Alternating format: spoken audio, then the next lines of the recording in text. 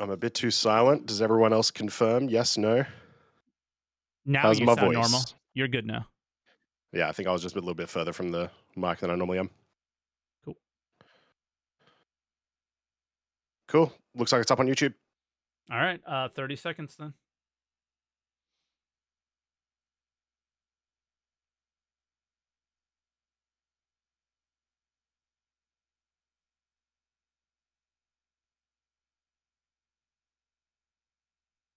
$15.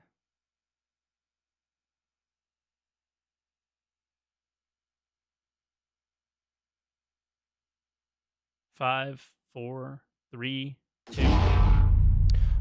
07 Star Citizens, and welcome to Answer the Call, your weekly call-in show podcast thingy where myself and Mike talk all about Star Citizen. And I have been away for a week, and luckily the divorce didn't go through, so Mike and I are back together officially. It looked like a fantastic episode last week, Mike. It was good. It was good. Yeah, I think the talking like master modes and stuff with people is always going to be a good one. So Yeah. Also, Board Gamer just rated. Thank you for the raid board on Hello, Twitch. board. Hello. But yeah, you've been gone. So where were you? Let's start out with where you were last week. Yep. So I was off at DreamHack Melbourne last week as a creator, where apparently there was over 600 creators invited, which was kind of insane. But I had like a lot of really interesting conversations and a lot of really interesting insights into like Star Citizen as well, weirdly enough. And it was a fun time overall. Watched a lot of Counter-Strike. Watched a ton of Counter-Strike. There is nothing better than Australian arena Counter-Strike. There's just an extra level to it. It's great. Everyone popping off shoeies every second moment. Classic. And the Twitch CEO was there as well. He came sick. down for DreamHack. So I didn't get to have a conversation with him because he was too busy with a lot of cooler creators. But it was cool to sort of see him around as well. One day. But there was one sort of big takeaway that I got from the entire weekend, which is that no one knows what this game is. No one's ever heard of this game, and I was really, really surprised by that. I think because I'm so ingrained in Star Citizen, I'd always just assumed everyone had heard of the scam, and that is apparently not the case. Literally, no one has heard about it. My experience is totally different. So, really? just like at work randomly with people that I worked with that were talking about games that they were playing, I'd be like, oh, yeah, I play this game too. It's called Star Citizen. And they were like, oh, that game that's never coming out. And that was like the comment every time. And I was surprised that people knew it. I assumed nobody did. I was the opposite of you. Yeah. And everybody knew it. Yeah. So it was Well, Australians. It was certainly... Yeah, apparently. Well, because we have a massive Australian community of Star Citizen. We do, yeah. It is pretty large. So I guess I was just surprised in that factor that, these people that literally live and breathe video games every single day, whether it's the creators or, all these people that are like super heavily into SC or League or whatever, just did not know what the game was. And I was really surprised. And that kind of gave me a little hope for like big public releases of the game eventually, as long as CIG can present the game well. In that, like, there's a lot of people that have not been tainted from the last 12 years of, like bad company decisions, but then also all the bad media that's come with it and whatnot. So there's maybe good news for the game in that aspect. Probably. Yeah. That's what I was saying. But overall, it's great. Because obviously there's been like a weird moment in time that happens every once in a while in Star Citizen's history, and that's when a big creator on Twitch plays Star Citizen, everybody kind of freaks out on both sides. Like freaks out, oh my God, they're going to see the game is so bad. And oh my God, they're finally validating my feelings. Yeah. Because when somebody who has 100 viewers plays it, it doesn't validate their feelings because both people aren't human beings. Right? But for whatever reason, it takes a creator who is big to validate your feelings, and Summit has definitely been doing that. And I think he's gone about playing Star Citizen differently than I've seen it in the past, because he's come in and out from time to time. He went hard on it so far, and did a 16-hour stream or some shit of Star Citizen today. So it's been pretty cool. And what I hope comes out of this is that the company realizes that people really want this to be a game. And I think they do realize that based on all their communications over the last like 6 months. Yeah, for sure. Like it's something that CRG have certainly communicated to us recently that like they want to make a game that is a game that is fun, etc. Yeah. And seeing that come to fruition is great. I am kind of curious. I imagine Summit's just been like I haven't been watching because Summit plays while I'm asleep. I imagine that he's been playing 322. For the most part, Berks took him along in like 323 a little bit too, to be like, hey, see all this jank? It's not as jank here, I think. Yeah. I'm getting all secondhand information as well from like chat hoppers that are going back and forth and being like, oh my God, Summit just experienced this. And so like that's the only way I'm getting it. So he's played a little bit of both. But because that's the like all the conversations we've had about master modes, that we've had about engineering, and like FPS gameplay. I guess those are the sort of the three big ones that people have been more or less complaining about over the last couple of weeks. Yeah. To the regular gamer as a sort of like first impact mechanic, I imagine would be amazing.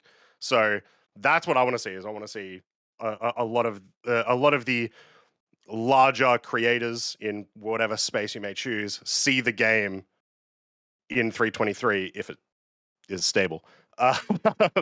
Because it's just so. Yeah, we've been talking about how different the game feels in 323. So it's like you're not you're playing right now in live. You're not getting the experience you're going to get in like a week's time. You're not, but you also might get a worse one. Yeah, You want to get into that a little bit? I'm literally trying to get the Xylo post up from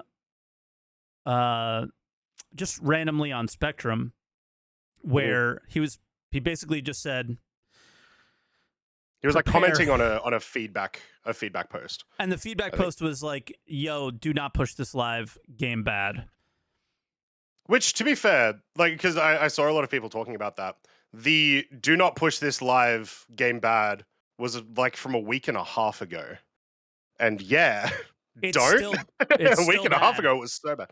No, yes, sorry, it is. However, and this may not be super relevant to the conversation, this is 100% a release candidate. Historically, this is a release candidate.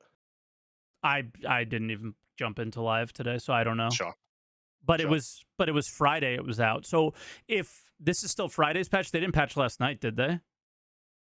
No. Well, you're Australian, so yeah. Yeah, Saturday morning patch for me. But either way, not since then. Okay, because I had a weird update, but I wasn't sure what it was. But I have the post now. Thanks, chat. So he basically is saying that they want to like keep the momentum going. Yeah. Which I do find to be a bit funny. Because that's a very like marketing thing to say. Yeah. But it's also understandable that that's exactly what they kind of have been doing, right? Is we've talked a lot about sorry, Croncy, I'll bring your camera up in 1 second. There you are. So they've kind of been keeping the momentum going in all sorts of different ways. I don't know if they've been keeping it going for the wider audience as much as they have been us, the community members that have been around a lot. Sorry, I have so many technical issues that are happening at this moment. I'm trying to I'm managing as best I can. But the first thing that you mentioned was like momentum. And I think like we've talked about it on the show a lot, that the momentum, they've been keeping it up for the people who follow the game a lot, is like there's always something new to talk about. There's always something new to be excited about that's coming up. Whereas there in previous years, there's been like straight up no communication, dead time, like garbage. This isn't fun. Patch is bad, and there's no communication. You know, so they've been for like 3 months. That. Exactly, like for like months at a time sometimes. And then Xylo says something that like I made a video about because I had no argument against it, and I said I changed my mind on this stuff. and it is live as a testing environment. And I've had an argument against that specific sentence before, but the way it's described in correlation with like, we need to get this big tech feature out of the way, which is like persistence or server meshing or whatever. When that stuff has to go in, we as a community just have to accept that like, it's not going to be a good it's not going to, the playing experience is just not going to be as good. It can't be, because the only thing they constantly point out to the fact that they don't get enough people in the PTU to test these features at scale, and if they scale broken, they break the entire game. So there we are. And I couldn't argue against that, so I changed my mind on that. Yeah. And that's it. I did watch that video, and I was very interested to hear that, because exactly, we've talked a lot about like, no, live has to be in like XYZ state. Yeah. You know, over this time, but it just can't. It just can't for a while. It gets there. I feel like every patch cycle, at some point, it gets there. Maybe not during like 3.18, but it's never there on initial release, and it's not going to be like that for a while.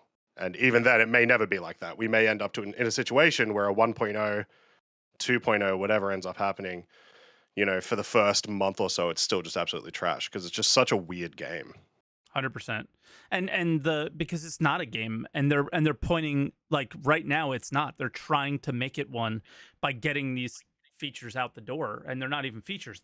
These foundational like pieces of the puzzle to make the game, like the whole idea is nobody thinks Star Citizen can be made. And they have to prove that it can be made. We've talked about that plenty of times. These are the things that prove that it can be made. So how fun it is doesn't matter right now. Now, and what I mean by right now is, and I don't think I've made it very clear in the video, is 3.23.0. Is 3.18.0. Yeah. What the first time you put the big tech in, it's going to be a mess. Fix it, and then you better be focusing on making the game fun in between now and 4.0. I am so tired of, well, we can't do X, Y, and Z until A, B, and C happen. There are tons of things that can make the game more fun, quality of life, and economy. And I'm sorry, there's no way crafting needs server meshing. There's no way better gunplay needs server meshing. There's no way that some of these things, gunplay, sort of, but only if the server, like in very specific circumstances. Yeah, the changes, like the mechanic of gunplay does not need to. The changes they made in 3.23.0 do not need server meshing, clearly, because they're in 3.23.0. That kind of stuff. So there's tons of things they can do to improve on the game experience, and they have not done that over the last decade. They just haven't, and they haven't done it enough. And that's my argument. Is I will take the concession of, I cannot play 3.23.0, but they need to take the concession of, it can't always be about the next thing that is the most marketable, because the thing that is the most marketable is the game being playable and fun, and they just do not recognize that ever. And a big part of that is getting the tech out the door. So that's where my head is with this. And I thought with the exception of what you said of like, with this post and like what's happened in like the last couple of months. Exactly. Getting it good. Getting it good and stable in order to be able to enjoy the game is the most important thing. But the second most important thing is making the freaking game, which they haven't done in 12 years. And they're finally talking about doing. So that's cool. I just thought this post was really important, and it changed my mind on things. And often when Xylo is coming in and making a post, for whatever reason, it's like dumping gasoline on a fire. This was the opposite of that for me. This was baking soda on a grease fire that I was experiencing. So I thought it was pretty good. Mike having a positive take on a Xylo post is not a common experience. It is not a common experience whatsoever. I will touch on that just because it goes into a little bit of like the 3.23 going live thing. I had the most fun I've ever had in Star Citizen, maybe ever. Maybe not ever. Maybe one of the dynamic events was better. But this week, when I played just nothing but mercenary missions for, I think, a total of 14 hours across 2 days, with like one crash that recovered and then was also completely fine. And that's gotten me actually really excited for 3.23.0. I've already told you before, like I was excited for this because just doing old missions in new locations can be quite exciting for me. I think it's really cool. You get to, mess around with different approaches and whatnot. But actually getting to do that for an extended period of time, love it. I know the cargo gameplay doesn't exist, and that sucked, but this was just so much fun for so long. Big fan. Why? Because we've had these for forever. Is it the change to the way the guns feel? Were AI acting better? What was it? Yeah. So FPS. So all the FPS changes made a lot of it feel fresh, right? Because you're trying to sort of relearn some things. The AI, they've continued to make improvements to like AI performing well on bad servers.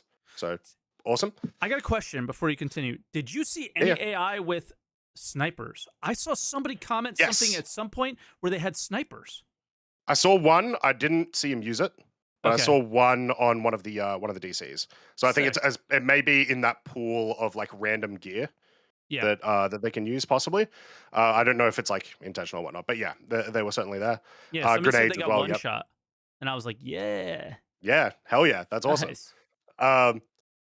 So yeah, like these missions are exactly the same, but because this week they were reputation locked, which was a little annoying. The DC mercenary missions, but you can still do some stuff there.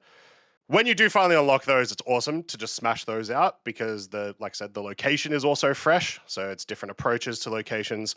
Everyone has different loadouts now. So it's not like, you're always expecting the exact same, like 3 Ninetales loadouts of enemies. Yep. So that was a lot of fun. And I don't know, it was just cool to kind of crawl around there. And I could do that for the entire 3.23.0 for sure. I will smash out my reputation for probably just Microtech and Herson. I doubt I'll bother with anywhere else, but yeah, that's my plan. I love it. I'm not being sold on the DCs are super great yet, but sure, it's only just because I haven't had a good experience with them yet. Yeah, well, that's the thing, right? That was my first like proper good experience, and I got to have it for 2 days in a row. So it sort of like convinced me that this will be fun for me. Obviously, yeah, the fact that all the actual new gameplay stuff, all the cargo stuff got removed, means there's a whole extra element that we don't get to do. But as long as it doesn't take more than like a month and a half, I think I and anyone who's like similar to me that really enjoys that gameplay will be set for just good, fun stuff. It's like, cool, we've got all the quality of life changes that come in the patch, which is the majority of the changes, like the new UI and whatnot. But the locations and the FPS stuff will get you there. Okay. What else have you been up to, I guess? Is it literally just been that? I mean, obviously you haven't been around, but have you... Yeah. We know you were just catching up on SCL. Have you seen the new Gravlev vehicle, Invictus? Yeah. Like, how caught up are you? I completely forgot about that. Yeah. Oh my God, the pulse. The pulse. I thought you would be excited for it. I don't know how I am just yet. We truly did not need another Gravlev vehicle. However, I love it so much. The fact that it is so compact is fantastic. Especially love in the video, they're like, there's some vehicles you won't be able to fit in it, like an MPUV, and they show three of them fitting in an MPUV. So I think that's great. I think it looks fantastic. I love where Mirai have like started and come from aesthetically. Because really, we only have this in the Furies, and I think they've added a lot more to it. It looks awesome. So big fan of that. The stats wise, because it was in the PTU for I was going to ask you, I believe. Yeah. It's pretty good. It's pretty solid. It's the best, actually, at least for racing. Yeah. The only issue is that it probably explodes really easily. So if you're doing any type of endurance race, you're still going to want a Dragonfly. But it's awesome. It's sick. So very excited to see what it does, especially when it actually comes in, because I also imagine a lot of those numbers will change. Because like I said, it was only in there for a day. Yeah. But yeah, it was awesome. I think they did an absolutely fantastic job. Yeah, smash out of the park. For people who want to know the stats, it's a Nox with better Gs. It can pull better Gs, but it's a Nox. So for Gravlev Racing, it's the fastest top speed. and it can pull better Gs than the Nox. So Clio Islands we're going to get down to 27 seconds, maybe 26 now. I would should guess. Theoretically, also because of its size, if you're actually doing races on like Clio Islands, should result in less collisions, I would imagine. That's what I'm saying. I think you can get closer and hit the apex even closer than before. Yeah. So it could help with lap times a little bit as well from that standpoint, not just the Gs. But yeah, then they showed all the ways that you're just going to ruin the game with this thing, which is really funny. So it was a funny one.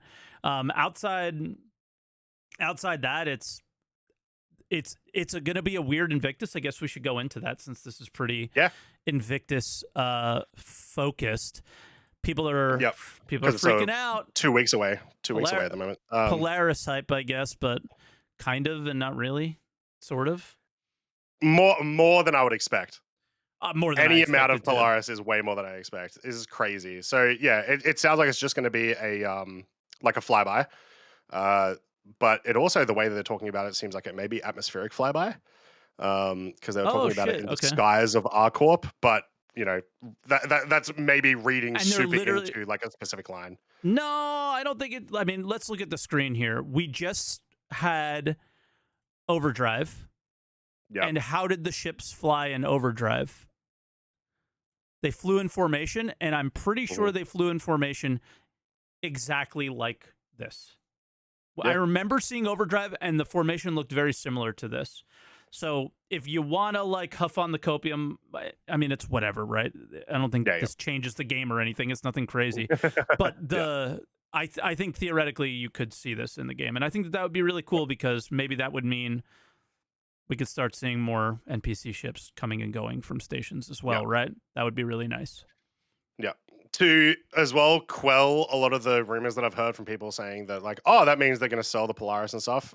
Based on the monthly reports, no, it's not ready. It is 100% not ready. The interior is nowhere near done unless they manage to do it within like, they'll sell it. I mean, as in it's not going to be it's not coming out in Invictus. It's not going to have a sale page. It's not going to be the big hoopla, flyable now, you know, that kind of thing. Yeah.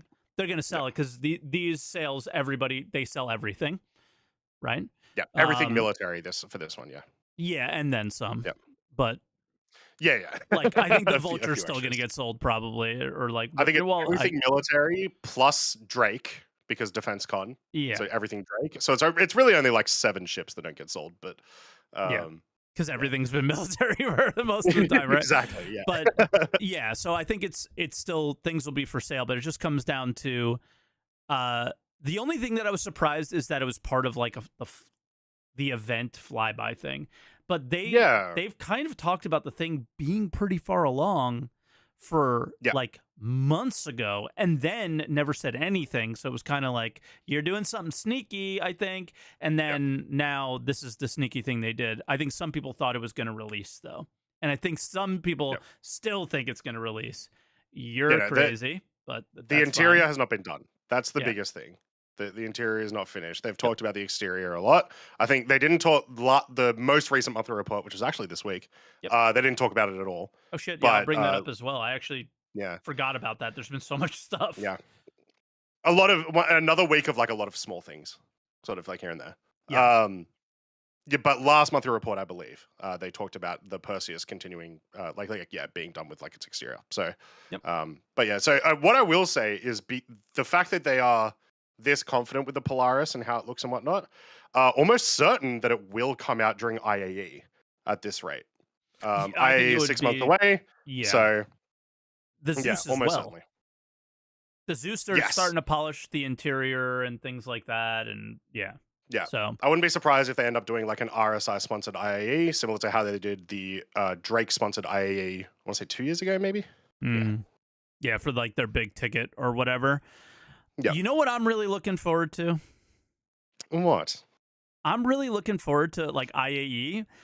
Do you remember, or not IAE? Well, yeah, IAE. For Invictus, what they did at IAE, which they had those little side rooms with the cargo guild and the mining guild. The career rooms. I'm curious if they do any more of that.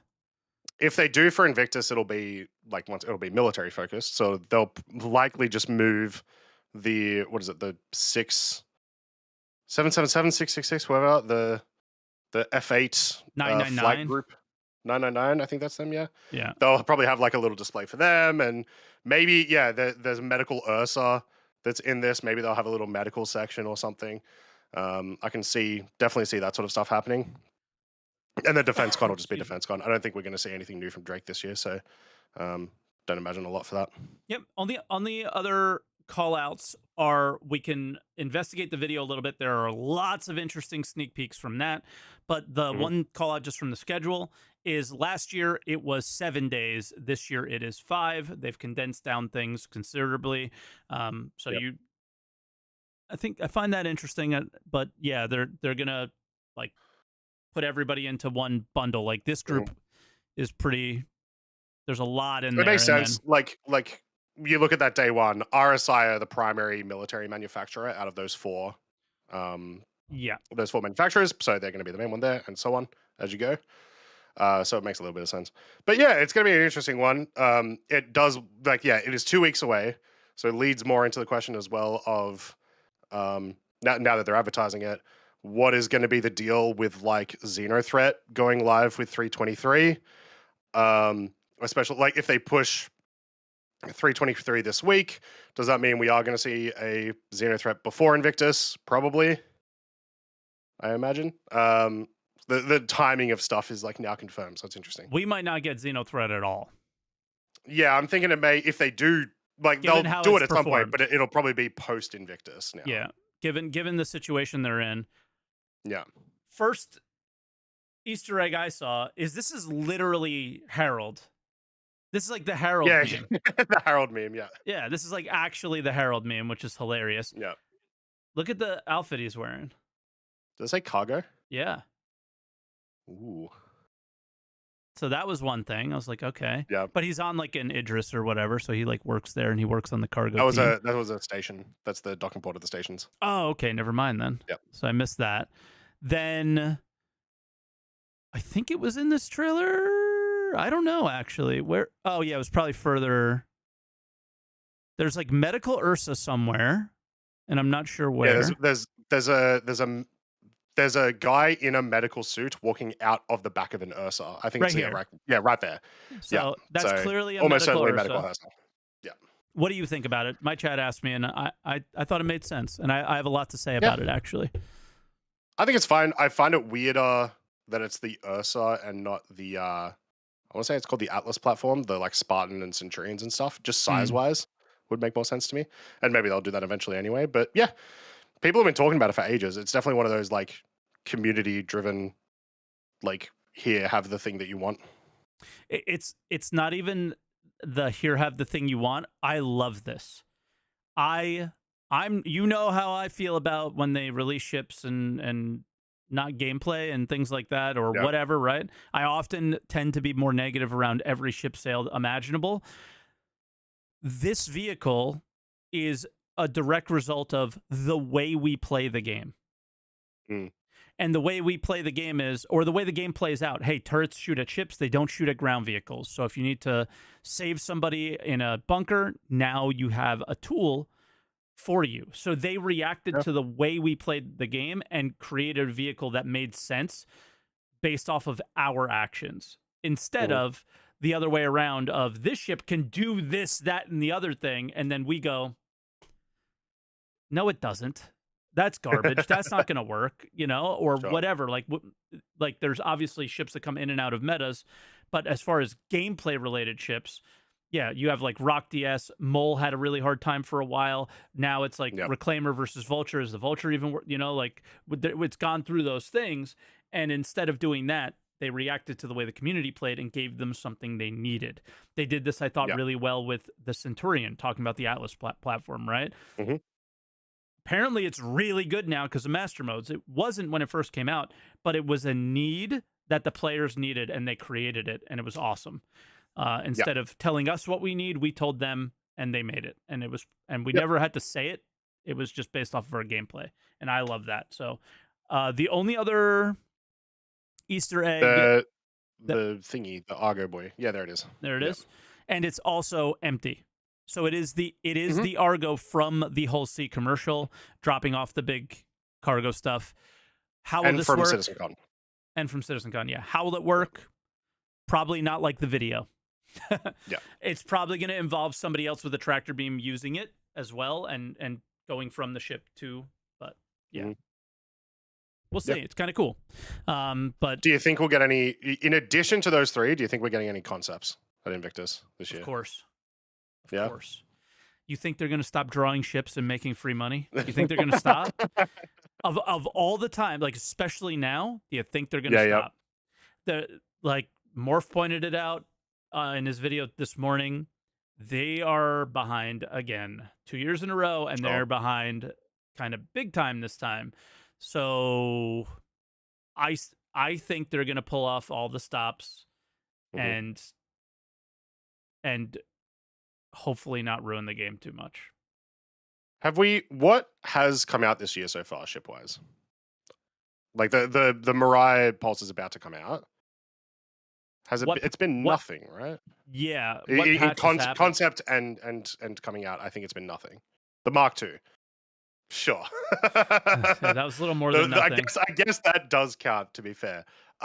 Historically, we've had concepts early in the year. Like we've had The Expanse was like an early year concept. I can't think of any off the top of my head right now. Like we've had stuff like the Cyclone MT has been like early in the year. So theoretically, we could have a few, is what you're thinking? We could have a few, but also that would explain a little bit of like, being not as well off at the start of the year because they haven't put as many things up as they historically have. Understood. Yeah. Okay. Makes sense. Yeah. Yeah. But yeah, so that's Invictus. Want to talk about the wipe? Let's go into the wipe. I think I definitely have a bit to say about it. You excited or no? They're wiping money. I want them to wipe everything. I want them to wipe everything too. Like everything or nothing, but then if you do nothing, you have to wipe everything next patch. Like if you wipe the money, you have to wipe the ship. Like, what is everybody doing right now? They're buying the ships at the cheaper price so they don't have to buy them later. And the reason to wipe the money is to gather data. What data are you gathering from these people then?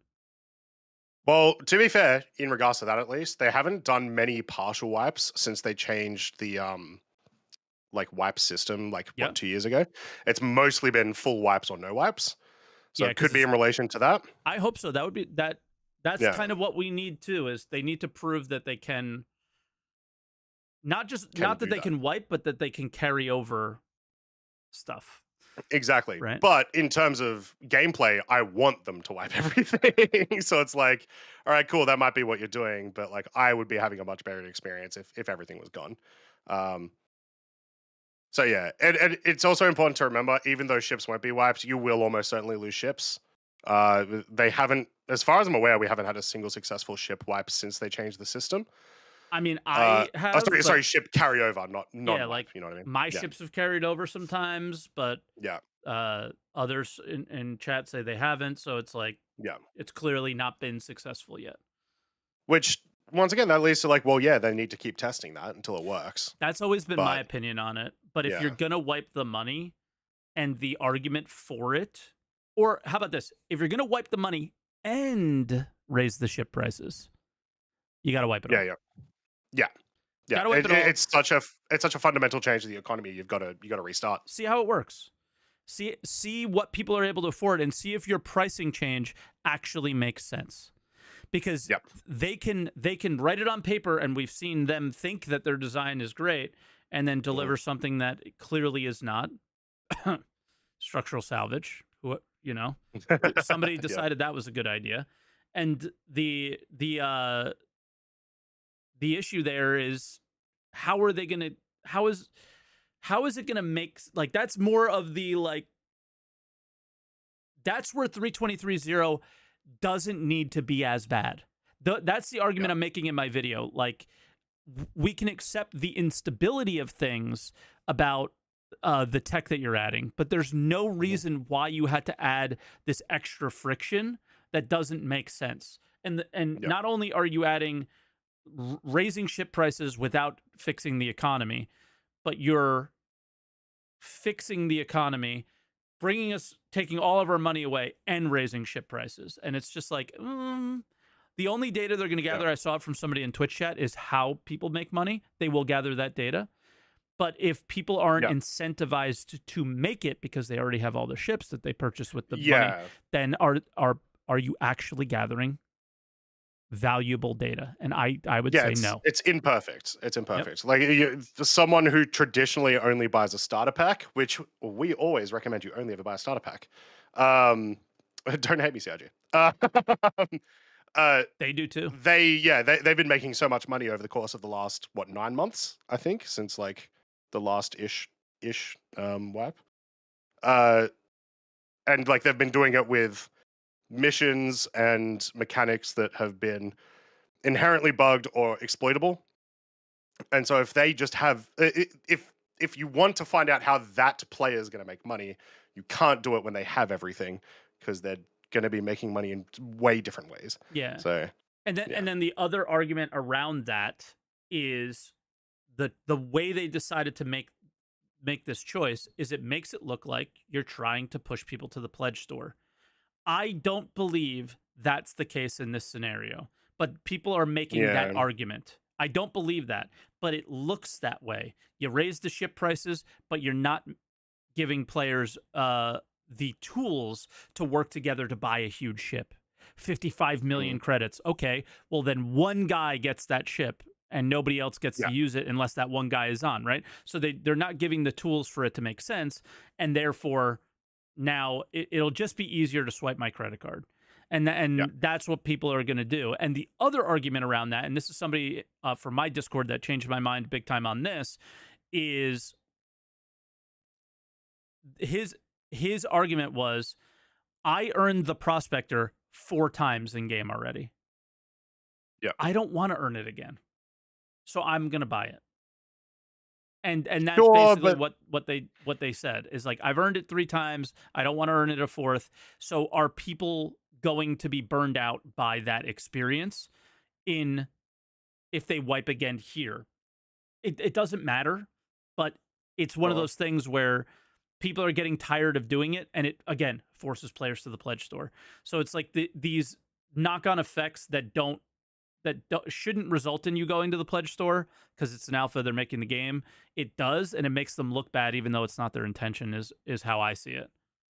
I don't like that argument from a couple of standings. One is like it's not wrong. Like a person can 100% be upset because of that reason. Of course. But I don't see it as a reason like to not do wipes, or even a reason from CIG to be incentivized to do wipes, because that's not really what's happening.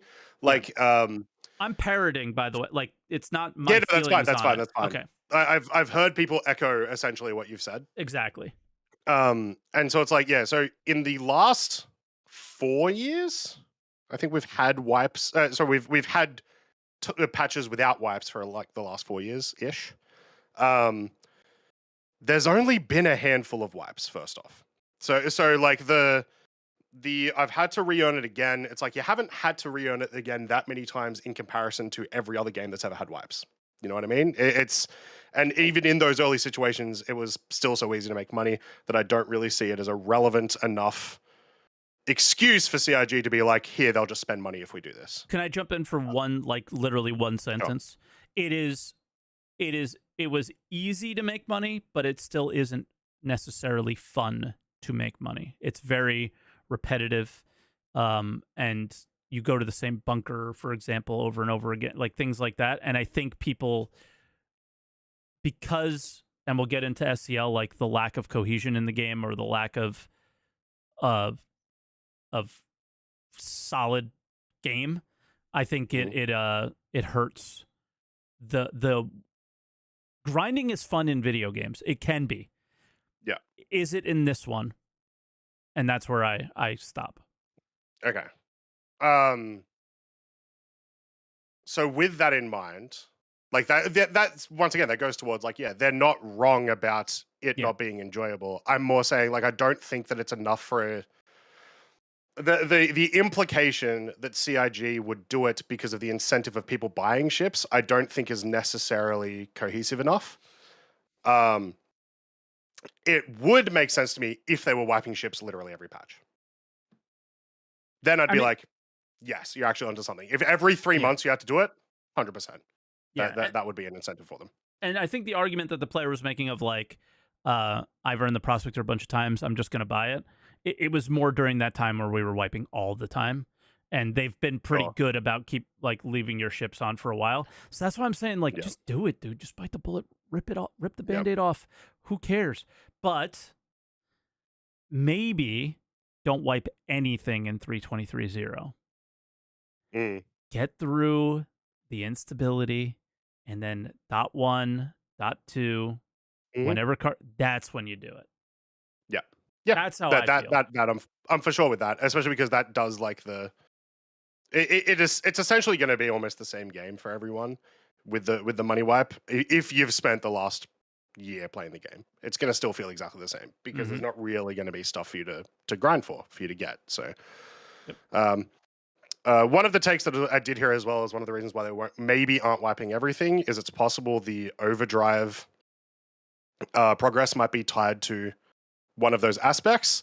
My answer to that is overdrive has been so chaotic and so bad anyway that CIG really just need to give everyone the prize when it comes up to it in like a couple weeks time. But that's more tied to other issues, I guess. So that could be one of the incentives for him. Or at least like the last mission, like go do the last mission. You got to do something to earn it, but to go through the entire process, I hope mine is still there, but we'll see. Yeah. So I think that kind of covers the wipe. I don't have much more I want to say on it. Do you? I just want to confirm it's not. Reputation is also not being wiped, right?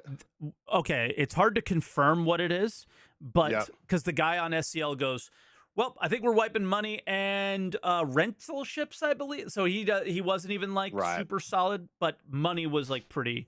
He was very clear about that, and because that would be my biggest thing. Is I would love if rep got wiped as well, because because so many of the missions at the new locations are tied to rep, actually getting to unlock those again. At least for me, it'd be a lot of fun. And if I'm instead just going to get into there and have all of the missions already unlocked, I don't know. It's just a little bit less of something to strive for during the patch. True. What else happened? SCL? Or do you want to do like monthly report stuff before we jump into SCL? Because SCL was probably the big end cap of the week. Yeah. Let's do some monthly report. Does anything stick out to you that you would want to start with? I'll let you go first. Or do you want me to go first because you're scrolling through right now? Please, you go first. I did read the monthly report, but it was a few days ago. I only got like back home on like Wednesdays, and then I got sick, so I've been trying to like get back on everything. No worries. I'll lean on a small one first, and that'll give you time to kind of look for something more topical, conversational. Somebody in chat because Summit actually rated me today, and it was so a lot of people came that are not on the beat with Star Citizen, and somebody asked the question of like, is there going to be hacking gameplay? Because we were showing engineering to them because that was something he didn't really show anybody yet, so I wanted to try to show his community something about the game that maybe they hadn't seen. And maybe because the Anvil Legionnaire is being worked on. This is the only ship that is like a hacking ship, so we'll see. And they've talked about it the last 2 months as being worked on. Do you think this will come with some level of gameplay? Because the weird thing here is that they are talking about gameplay with it, but they want to improve its usability when boarding. The main thing that this ship does is board other ships, and their thought process here, instead of hacking doors open or mentioning any of that, is the devs are currently exploring options for collapsible cover built into the boarding tunnel, which is also very cool, obviously.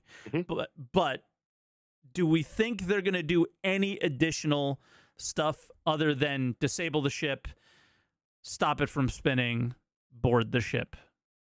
If the fact that it's white box complete makes me think it's going to release in the next 9 to 12 months. And because of that, no, I don't think it'll release with anything else than that. It's just going to be essentially you will be able to force open like a docking collar. I think that's going to be it. Yeah, that's my guess with maybe as some well. intentions later on, which I think for an initial release will be fine because there's not much else that we would need for it to be like enjoyable right off the bat. And I'd like them to take more time in actually figuring out how hacking is going. I will say though, the rest of that sentence, or really the rest of that paragraph, does make me think that it's still got a long way to go. Like I've just that paragraph in terms of that gameplay. So I could be way off the bat. Maybe we'll see a bunch of stuff about it. We still don't know where a lot of the squadron teams are going after all of these features have been implemented into 323. I would imagine hacking is going to be one of those features. So it could be a little bit further along than maybe I know, but yeah. I'm surprised hacking isn't a part of Squadron 42. I will say that. It probably is, but it's almost certainly going to be like a static mechanic type thing. Like whatever hacking ends up being, we'll probably have to have some level of procedural generation or whatever. Or some random dude in a cutscene is doing it, and then you board exactly, the ship. Yeah. Or it's like literally in Squadron, you can make it like a quick time event or something. You know what I mean? Like it'll be something scripted. So, and that'll be fine. It'll still probably be fun. But for Star Citizen, you can't do that, obviously, because you're going to want to do things like this multiple times a day, right? Tactile gameplay, baby. That's what we want. Exactly, yeah. Then the other paragraph here, or sentence, is Elsewhere Resource Network work was finished for 10 ships, while legacy updates were made to 3 additional ships to support, paints, whatever. Yeah. I love paint, but still, I wonder what those are, because that'll be an Invictus thing as well. That's hinting at something coming to Invictus, is my assumption. But, and that's probably Argo Cargo. Probably. Right there, for sure. But 10 ships. We currently have 2. And that's one of the things that it's like, all right, man, the A2 is not a fun ship to board.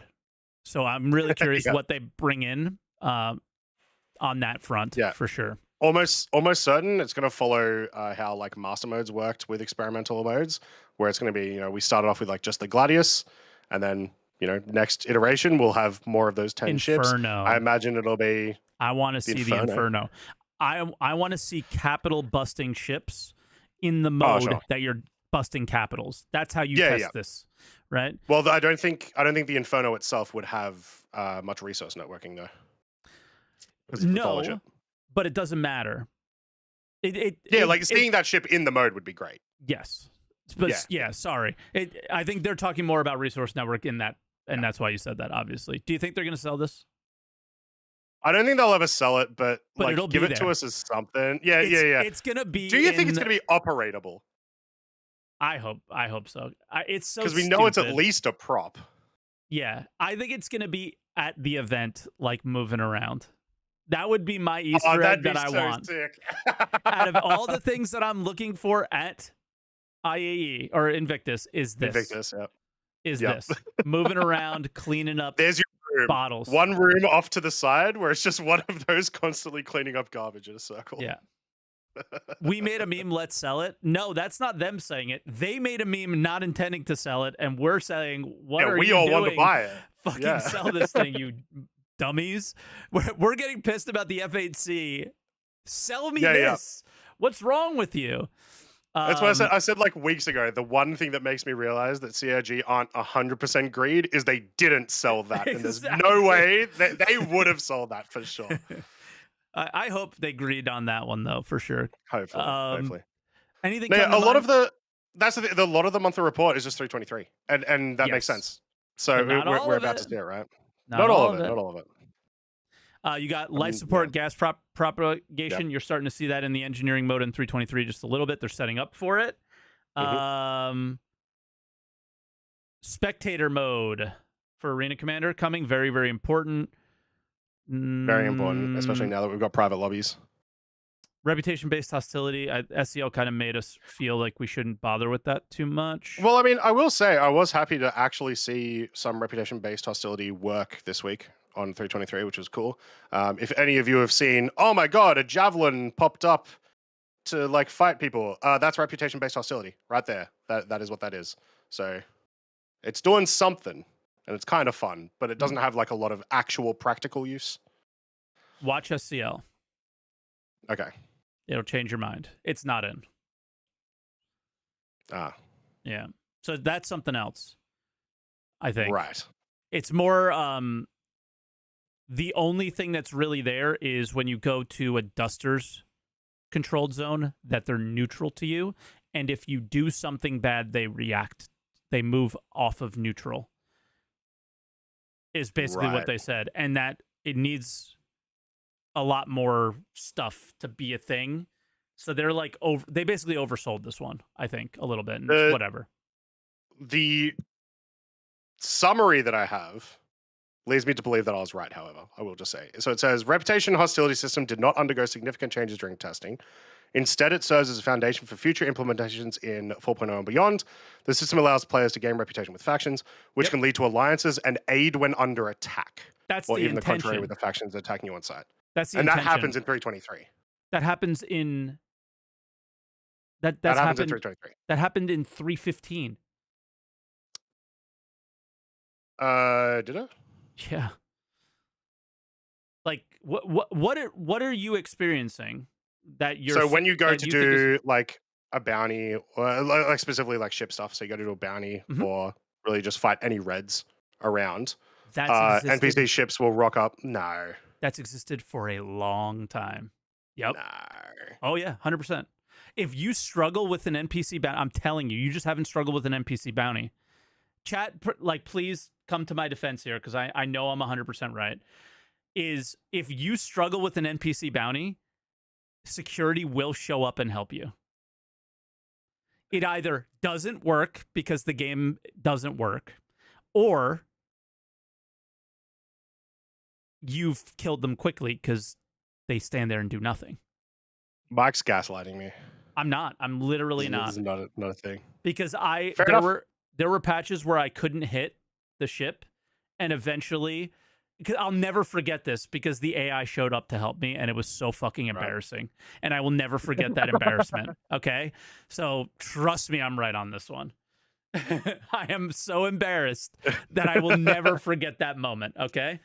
Guess I've killed all my bounties, Mike. Yeah, you're just better. It's okay. That's all it is. But trust me, it's a thing. And I believe you. I believe you. And I think they oversold this one a little bit, but it is so important, and it still will be, and they shared how important it will be and all that stuff. It just isn't there yet. Okay. Big thing, my PP is hard for this one. The technical requirements for crafting were scoped out with design, and room system documentation was updated to enable other teams to implement their work, better implement their work. Sweet. We're still going to say it for a couple of years, but it means that they are saying to other teams, we have this in mind, so make sure you guys have this in mind when you're creating XYZ. Yeah. How about this? This was kind of cool. That is cool. I've heard people saying that you can already get these in 323, depending on where you buy some specific cargoes. So at least some of these assets may already be in. Cool. I haven't seen it yet, so that's neat. I'll try. Neither have I. There was pure secondhand stuff, so that's cool. And then freight elevator stuff, we can ignore that because yeah. And then the only other thing was I found this to be incredibly funny because I saw a lot of people getting excited about this on Twitter. Did you read this yet? Isn't it just like, here is the flavor for what the missions are, essentially? Yeah, and it's 2 paragraphs that say, so you're going to pick up cargo from here and drop it off over there. And I was like, oh, so a cargo mission. Okay. Why is this so long? It doesn't say anything of detail at all. It's like, all right, you're going to bring cargo from here and you're going to bring it to there. But then they like said quanta controlled system at the end, and everyone was like, and it's like, come on, guys, come on. Tony's back, guys. Tony's back. Yeah, like my whole chat was spamming the Tony emote. And it's like, calm down, dude. There's no chance. There's no chance. But yeah, I mean, but the thing about that is this is what we want, at least what I want. I don't want to speak for anyone else. I just want to move cargo from one place to another. It doesn't have to be too crazy. The last month report, I think they gave more interesting details. That's basically what I'm pointing out. Like this is essentially like you will be doing cargo. The things you will have to care about is your route, the size, and the weight. Which cool. Those are the literal 3 things that I want to care about when I'm doing cargo. Yep. So I'm glad they wrote what I will say is I'm glad they wrote a write up that wasn't overly complicated, and it wasn't like, you know, not simple to get into, and that's it. That's all I got from the monthly report, because I don't look at any of the R&D. I don't give a shit about any of that kind of stuff. I try to read it. CIG, I need you to understand. Like, I do not know. We don't make games. How to I don't know how to reform an Excel spreadsheet properly. All right, CIG. If you can every time we get into those engine sections, it's always really cool things are happening, and I do not understand a single thing about them. Just give me this will increase your game performance. This will increase server performance. This will increase FPS, whatever it is. The really, really basic stuff. Please, please. It is one of the biggest problems with the way CIG communicates to their backers is they think we care about game development. As a whole, majority... Some backers do think they care about game development. Some do, but most don't. Right? Yeah. And you have to understand what your audience is. There's no way I'm wrong that most people bought a video game, and all they care about is video game done yet? No? Okay, let me know when you're done. Or is video game fun yet? Okay, let me know when it's fun. Or it's fun right now. Let me spread the religion around to everyone around me, because those are basically the 3 types that we have in this community. But the idea of it being anything other than hey, let me know if this helps out with my performance or not. Just I don't need a degree to I don't care. I just skip over it. I don't care. Yeah. It's also so jarring you're not going care from either. it's so jarring going from here is a new ship. We have made progress on it. We might add a gun or two. So anyway, the cheesecake cider system that we implemented has extra axioms. What is going on? Yeah, who cares? I do not. I'm sorry, but some people do, and it's there for them. Yeah. And I just skip it, and that's fine. And I don't need to explain why I skip it. It's because I'm a stupid person, and I just leave it at that. It's pretty simple. Also, CIG, if you start to make the cheesecake cider system, I will take my royalties. Thank you. SCL, you want to talk about now? This was pretty solid. Yeah. I have a summary up. I'm ready. I sort of don't have a summary because I can't see it, because I have to. I'm going to show the screen for now. So I just think you have, in my mind, these are the 3 horsemen now. These are the. It was Rich and who? This is Rich. This guy's name is Rick, I think. We've never seen him before. Yeah. And this is Johnny Josivius, who used to be who Zach is now, the gun guy. And now he's the game guy, too. So he's taking a much bigger role. It's big Todd Pappy, new Todd Pappy, assistant to new Todd Pappy, and the brains behind everything. Right. Kind of is what it seems like. Or the tech guy. Yeah. And they're saying a lot of good stuff. They're saying things that are music to my ears. But you know what? It's been 12 years, and I've heard a lot of fucking music. Yeah, I was going to say, music 2 years is a little sus, honestly. Yeah. Yeah. Zach says, Rick Porter, he's the design director. Okay, so he's not the tech guy. He oversees the fun part, the design of the game, I think. Yeah. So that's big deal. Johnny is the assistant design director. I don't know. I feel like I'm putting him down by calling him assistant. No, he is. It's not. Okay, he's the assistant design director. Yeah. Yeah. Super meaningful position, super important guy. I don't want to make it sound bad, obviously. But yeah, these 3 guys on top of for me, at least personally, the other developers that seem really passionate and care about their job and are always going about it super hard. These are the 3. These are our only hope. Because these guys have to be the ones who stand up to the actors or actions that are happening to the game, actively making it worse. Or not making it as good as it can be. And they are talking that's what they want to do. Are they going to achieve that goal? I don't know. So you're very positive about what they say, sort of see the game becoming. not what they their thought process about where the game is now versus what they want to do with it to take it where it ends up in. Like, I guess a lot of 1.0 is going to be their discussions over the next couple of years. So their thought process of what it is going to take to make a 1.0, or their thought process on how they handle the game's development, sounds entirely different than what we've dealt with for 12 years. Will they actually make action on that is hard to say. One of the big things I would say that people hung on to here is Rich took full responsibility for 323 being a bit of a shit show because he wanted to get all of the Squadron 42, well, not all, but as many of the Squadron 42 features out into our hands as possible so they can stop making Squadron 42 and make Star Citizen. And how can you argue again? Like, again, if I can't argue against what you're saying, I'm agreeing with it. How can I argue against that? Just do it. That's it for me, is just do it. That was one thing that stuck out. The other thing you said, if we give you 4 months to do it, it's going to take 4 months. And in regards to that, so he basically said, do it. Like, go, get it out. I don't care what it takes, get it out, because it needs to happen. In the past, I don't think that was the case with many things. I think it was do what you can. And if it doesn't make it, or doesn't make at least not as much of a priority. Exactly.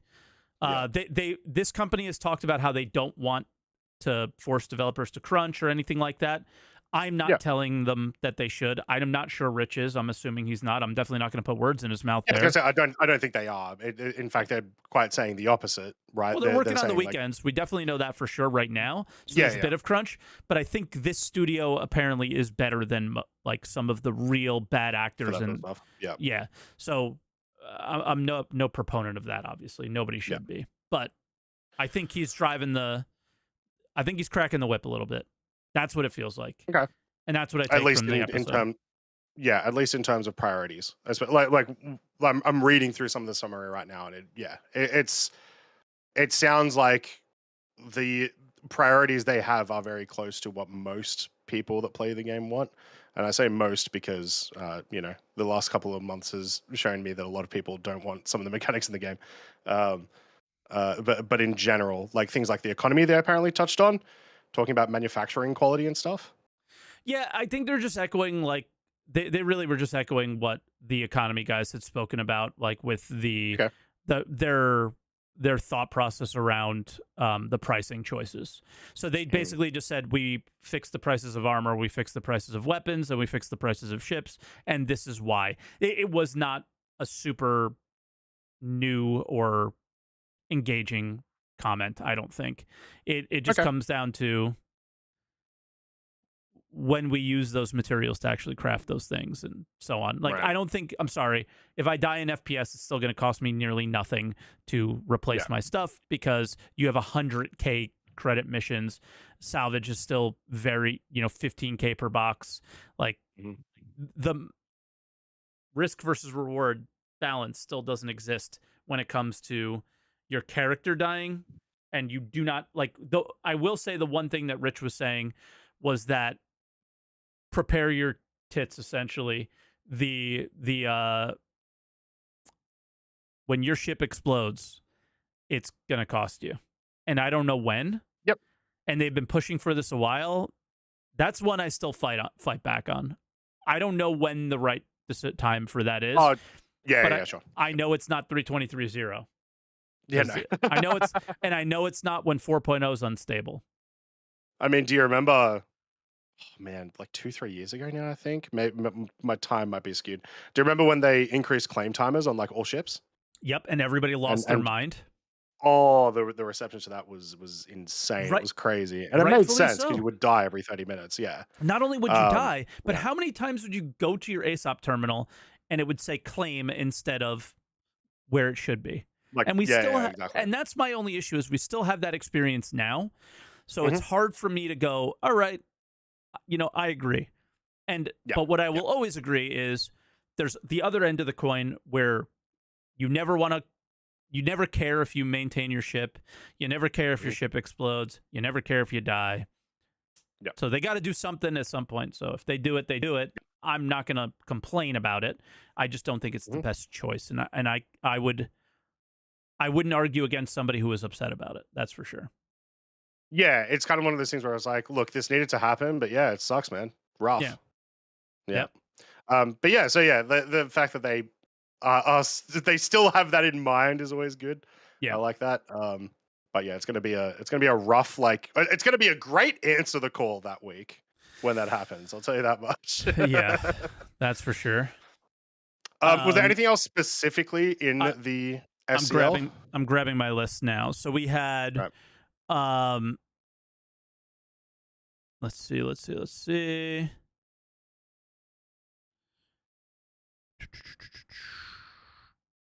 Oh, there's going to be potentially a horde mode in Arena Commander FPS to test new spawn closets, which is funny because we already have the new spawn closets. So let's call these new spawn closets, to quote Linus Tech Tip stuff. We're going to have new spawn closets in a few years, but maybe people will walk out of them this time. We'll have to see. So in order to test that new tech, we might get a horde mode, which is really cool. Yes, right.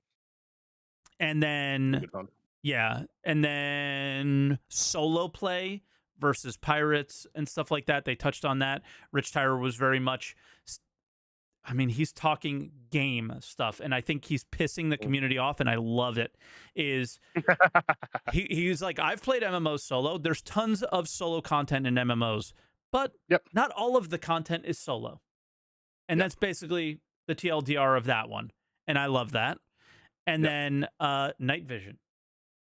They have night vision on FPS scopes now, and they love the way it looks. It's night vision with quotes. Hell yeah. They just like up the gamma or whatever they said and changed the color of it, and they said it looks really good, and they're really happy about it.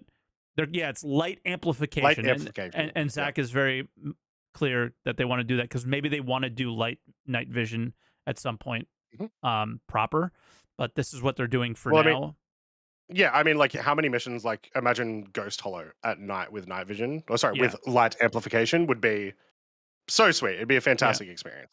Glint amplification is just to troll Zach. I don't know. We just always say glint. Anytime Zach is in chat, just say glint. And then... Can I say, I finally experienced a glint this week, and it was so fine.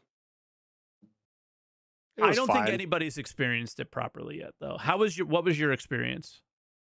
It was myself and a friend, essentially, like, just checking distances to see what the glint looked like. Yeah, that's to me not experiencing it. Was fine. Because you know where it is.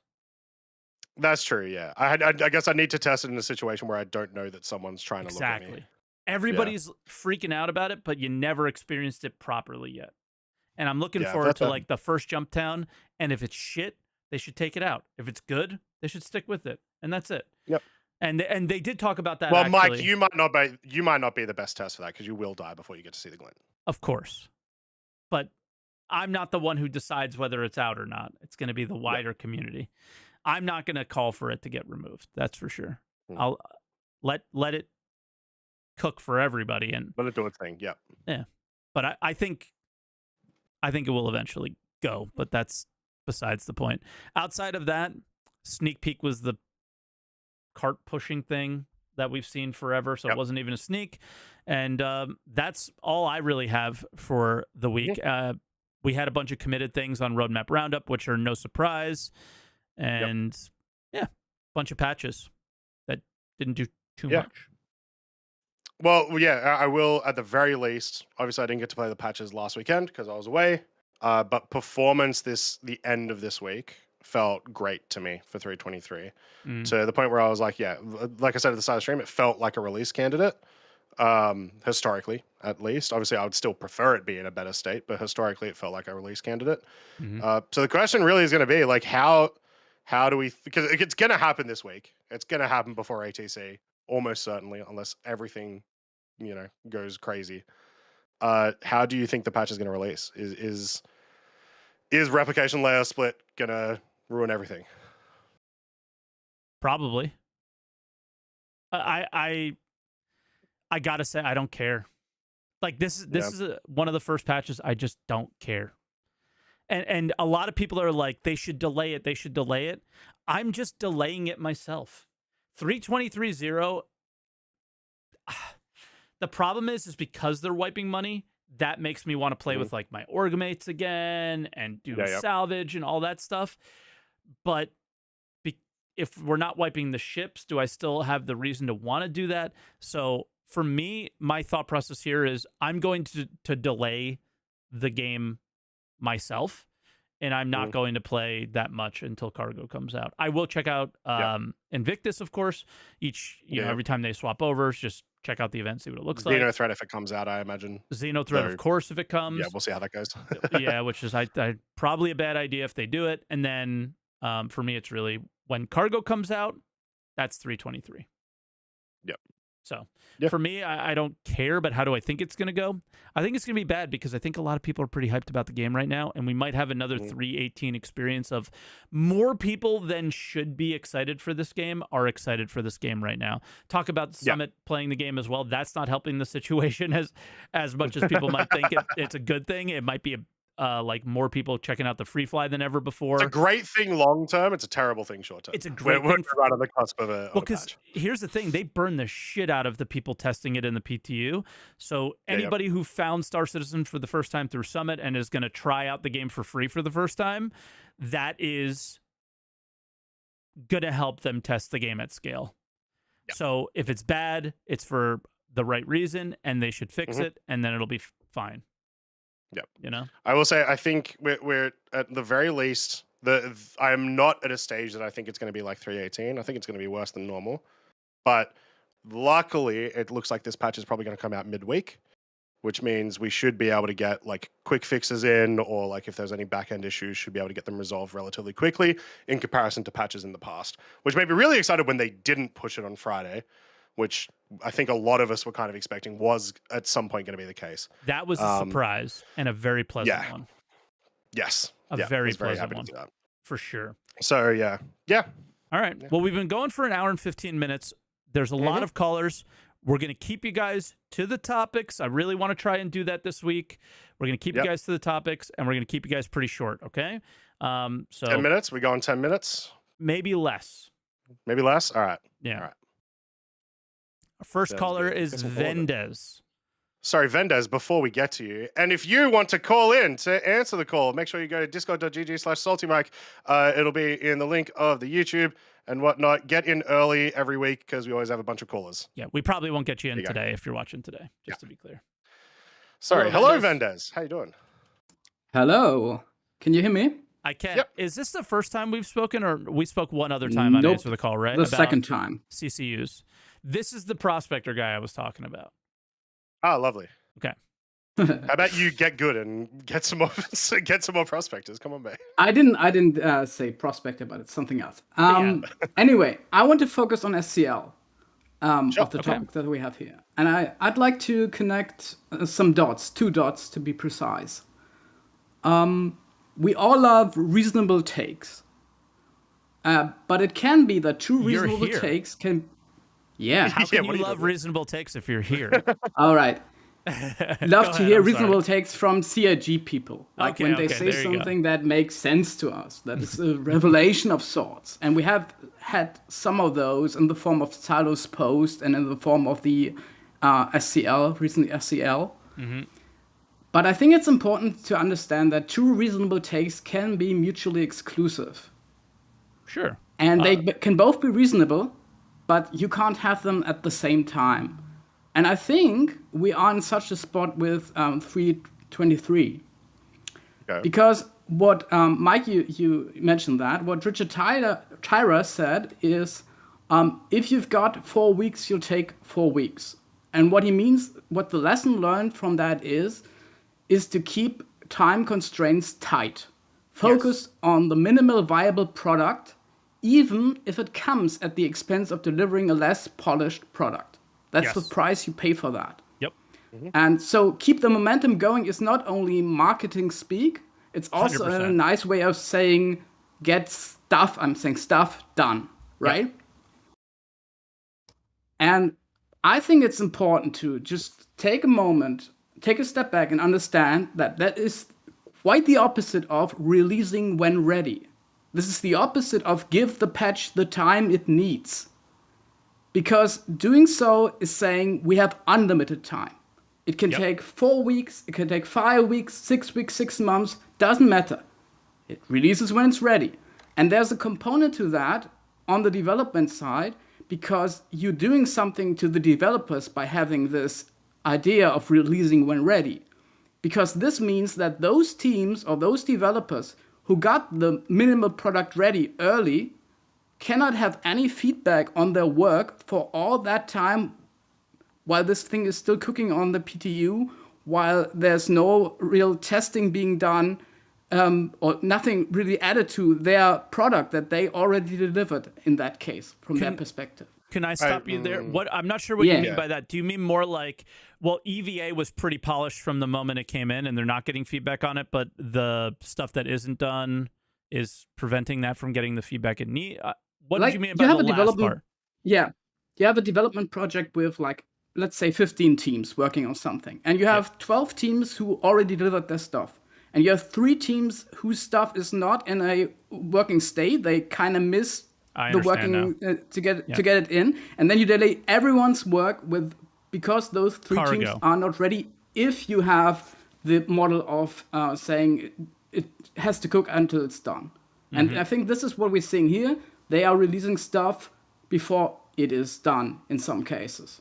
Which, this is not to say that I like it as someone who's playing Star Citizen, on occasion at least, but I can understand that this is a model that is working, and it's the opposite of we are waiting until everything is ready. Because CRG have been in the past been really good at pretending that things are coming along, things are looking really good, we are about to do this and do that. And I think we have to keep in mind that this patch was originally expected to be the Q1 patch. And it's going to release almost in the middle of Q2 now. And they had... I'm just going to quickly stop you there, because we've talked about this on the pod before. If it releases before Invictus, that is not uncommon for this first patch of the year. Right. That's the only thing I'll say, but continue. Yeah, that is true. But they were talking about releasing Pyro by the end of summer, and we're not getting Pyro by the end of summer, right? And even if the reason now is Invictus, even if the reason is a bad reason, even is in the form of a sale, you can say it's a bad reason, it's still correct to release the patch because the patch has to get out. Yes, but what features... In order for the rest to move on. What features for you are coming in unpolished at the like, I'm assuming distribution centers, or? I think the worst for me personally, the worst feature that is coming unpolished is master modes. Not because I don't like master modes, I do like master modes, but the problem is that Yogi and his team didn't have the time to polish. Yeah, they had to rush, and so a lot of ships, especially non-combat ships, are stuck in an archetype mode. Like, one ship that I love is the 400i, and it used to have stats that kind of reflected that it only had 2 guns, but it was fast, so it has an identity based on certain stats, based on the lore, based on... Yeah, it had an own identity as a ship. Being like the fast ship that can't really do anything, but it's fast. And now it's in a state where it has the exact speed as the Corsair, but it has like 1/6 or 1/5 of its DPS. So it's a Corsair with no guns, or almost no guns, and it lost its identity in the process because it's no longer a fast ship. It's slower than various other ships that it used to be faster than, because all the Connie-sized ships didn't make it past archetype stage. Other ships made it past archetype stage, but not those. I'm agreeing with you. And that's a problem. I'm agreeing with you, and if you see me laughing, it's because chat is cooking you for liking an Origin ship, and I'm just laughing. Yeah, I don't care. No, I love the 400i. Get out of here. 400i's good. I'm not laughing at your comments or anything. I'm just laughing at chat cooking you. It's the usual Discord subjects, by the way, Vendas. My bad. I mean, it was a pretty terrible ship before, but now it's literally nothing anymore, right? And that sucks. You're not wrong, really, but I will just say I don't think that necessarily contradicts what they may have said. Like, Master Modes is a weird little bit of an exception because it's such a fundamental change to the game. It is the kind of mechanic that needs to be in the game sooner rather than later, or the amount of complaints that we've seen over the last couple of months, whether they're valid or not, would become tenfold in a year's time when they introduce Master Modes. I don't think Vendes is... Yeah, I'm not saying that it's wrong to do this. I'm just saying that it negatively affects my game experience because and I'm saying it would have more negatively affected the gaming experience in a year's time. That's what I'm saying. I think it is much better for that to be in earlier rather than later. Yeah, and that's their argument. They said it on SCL too, is like they consider master modes as important to test at scale than they do as they do replication layer. And I thought that was interesting, and I think that they're probably right there. And I don't know what is happening on the forums because I'm sorry, but 800 upvotes on a post, I don't know what to think about that because that usually doesn't happen, even in the most, like when developers say, I'm going to give you a free Idris, they don't get that many upvotes. So it feels brigaded, but at the same time, I don't think it's being brigaded because I think a lot of people are feeling the way Vendes is and going, yeah, this doesn't feel right. And it is negatively affecting my experience. So I think it's probably more what Vendes is saying is like, yo, the ship I used to like sucks. This is bullshit. And go from there. But Vendes, I would say we're coming up on time for you. So is there any final little 30 seconds that you would want to say? No, I think I've brought across what mattered to me in this case. Thank you. You're welcome. Thank you. Yeah, cheers, Vendes. Appreciate it, man. You coming on. Yeah. Vendes is a regular in my Discord and is... when talking to him in voice, it is much more clear the point he's trying to make. Me and Vendes get into battles, and I don't think we battle on anything probably. But all right, next. I do love. I'm getting chapters ready for when we release this to thing, and it just says at an hour and 12, Vendes reasonable takes. Well, Testatastic is next. Do you have any reasonable takes? I think I have a couple. Right. Quick thing, can you guys pull me from the green room? I'm on my phone and I want to swap to my computer. Yeah, no problem. Okay, I'll disconnect 1 second. No problem. Bam, done. There we go. Hello. Sorry, I know mobile to like desktop is weird sometimes with some of these channel rules. I don't. Your phone sounded better than your computer does. Oh no! Oh, good. Okay.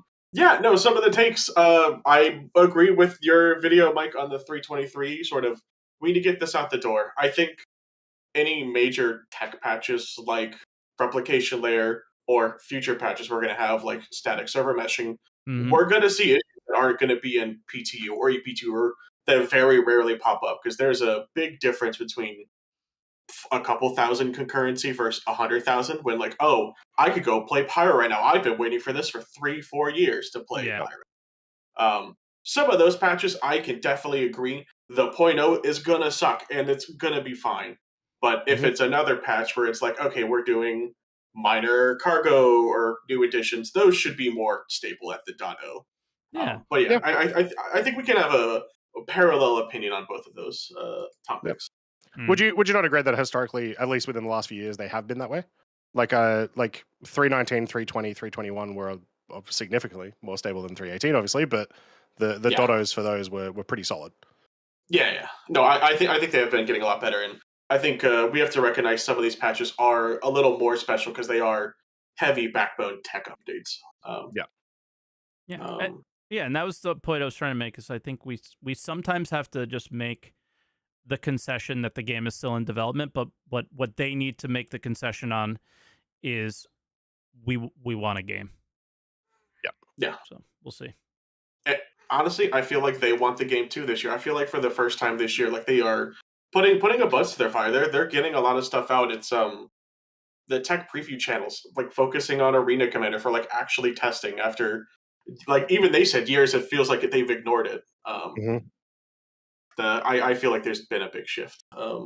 even the engineering thing, I think it's really trying to show the thought process going forward of no more giant ship explosions all the time. You know, the ability to keep yourself going, and if you're smart, stuff like that.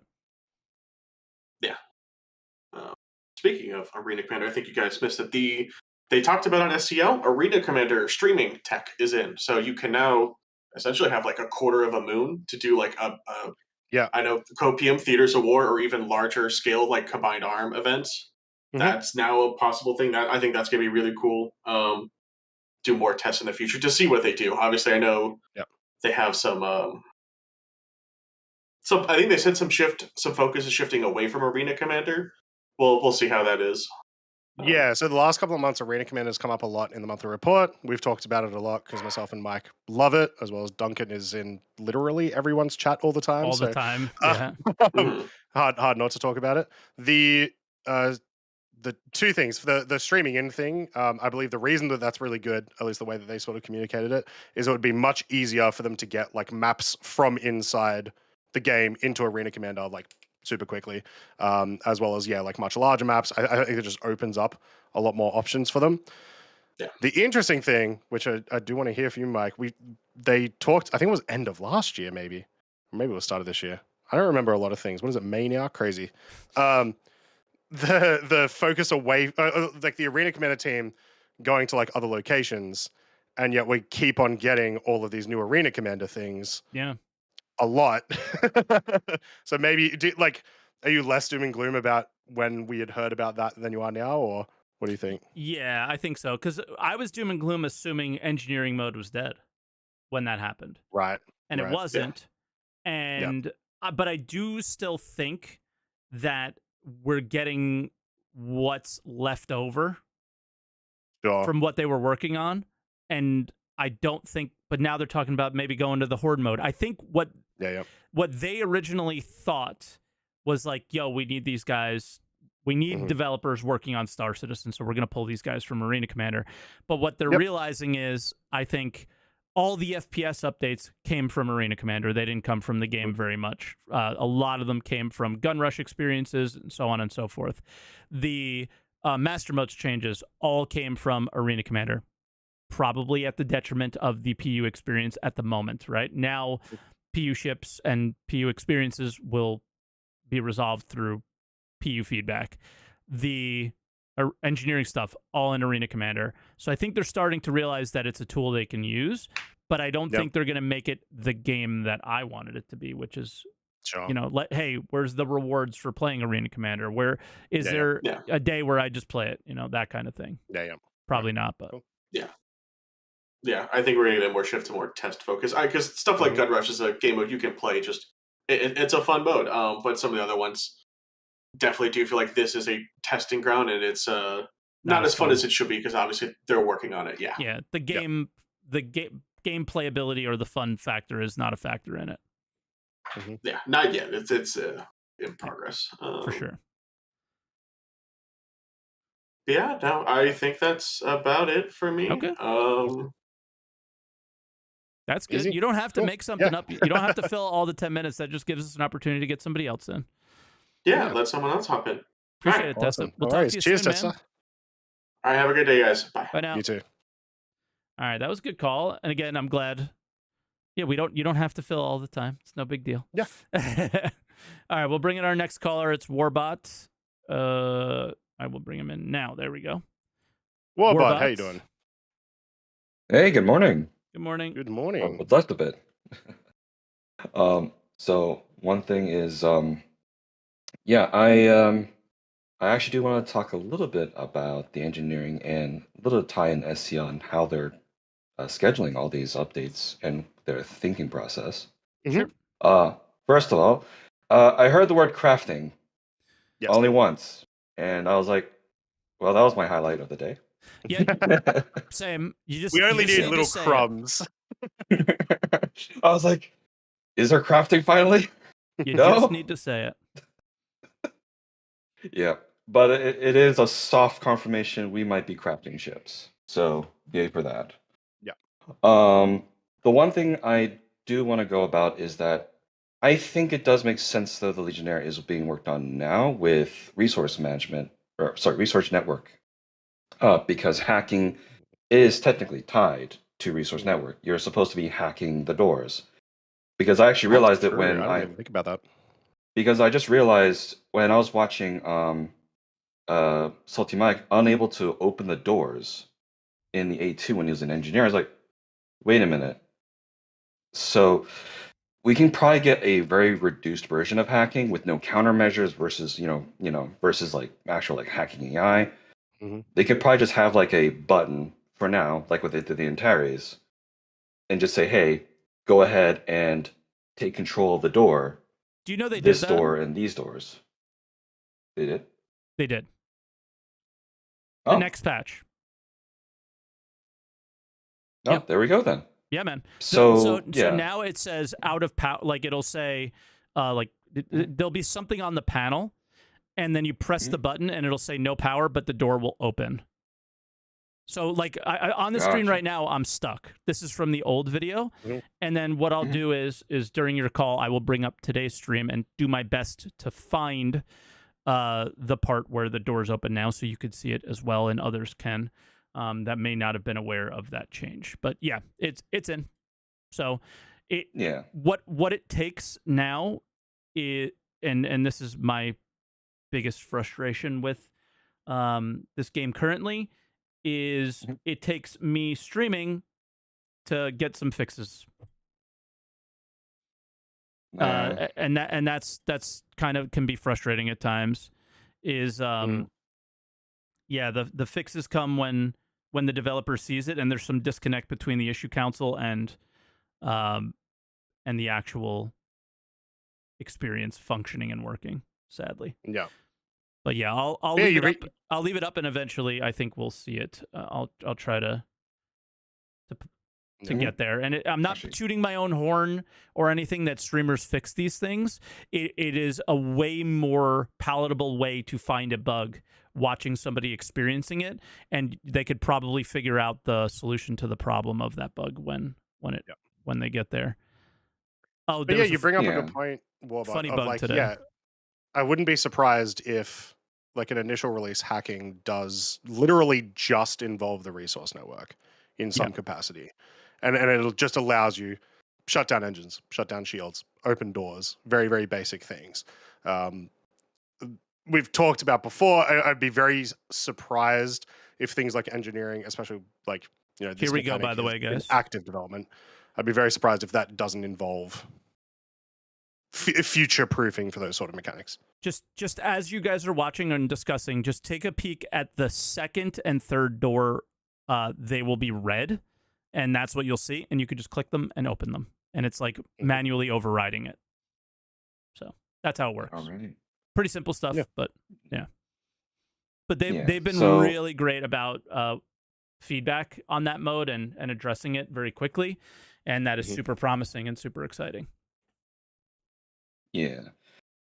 Yeah, so I was like, okay, that I can see the Legionnaire, making its way in finally. Yeah. And it does tie in with their whatever schedule they can keep anyway. What schedule they are able to keep, and this will be actually no, I won't do that yet. But I do see why they are not doing a full wipe this initial launch. It's because one, people are still having trouble with like a lot of things. Like there are still events crossing over the Xeno. The Xeno threat event is still crossing over to 223, and people are still having trouble with that. So people will still need to do that. And two, at least this will do a little bit of what Rich said earlier in SCL was at least see how people are spending on upkeep, insurance, and overall income with that. It may not be money sinks, but at least that data will be in. Yeah. But they definitely need to do a full wipe, in my opinion, when the cargo update comes in, because that's the second half to 23. Because that is a much bigger change to our workflow and economy. Then why wipe now? Because to prove that they can keep ships, Mike. Maybe this is literally just the test wipe. You don't want to they've done a few times. You don't want to hit us with a wipe and then a few weeks later another one. Yeah. That takes the air out of people. So that's why I said, why not just hold it until it makes sense to do it? But yeah. Like do no wipe is sort of better, but like I don't know. It'd be great to hear like much more like what is your goal here for this reason for the wipe, because I'm sure it'd be pretty reasonable other than just because. Well, they said data gathering, but it was but data like gathering what? Like on. let us know what data you're after. They wanted like, to see. They wanted to see what. Like they even mentioned purchases, I think. And it's like, but if you mention purchases, we can make all those purchases before. So this doesn't make any sense, man. So yeah, I think you're right. A little bit more clear. I think the only thing I could think of is the data on how quickly we earn money, but we don't earn money to watch the number go up on our accounts. We earn money to spend it, and the only thing to spend it on is ships, but you let us keep those. Doesn't make any sense. Yep. Yeah. So. Well, we may see like equipment and all that start going up again or changes. They so said we'll they already see. balanced And then, it. So I don't think the prices are that much more expensive. So I don't know. Armor went up a bit, but this is only the first part. We have more.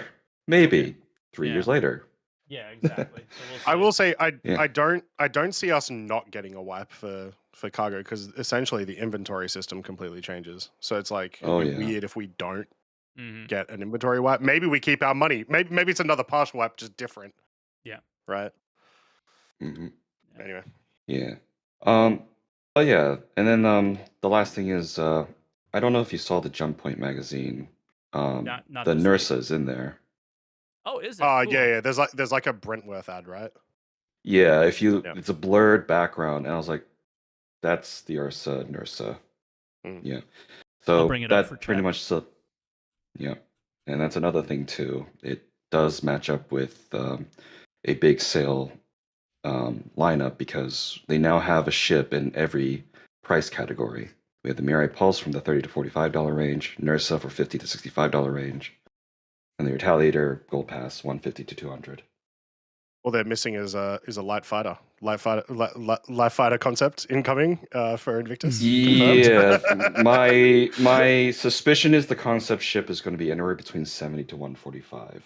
Yeah, and that's actually the magic number. Yeah, that's the magic number for people spending in this game. Yeah. So yeah.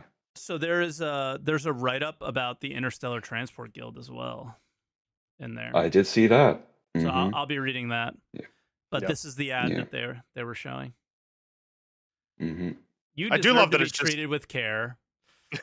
I love that it's really just like an Ursa with like a red paint job on the outside. It looks almost exactly the same. And the they just like took the C8X and just put it inside. Yeah. I mean, hey, if it works, it works. Although I don't think. Yeah. I do hope to get the code blue paint if there is one for the Ursa. All the green. Good. I'd like the green. That's always cool. They have the green is cool.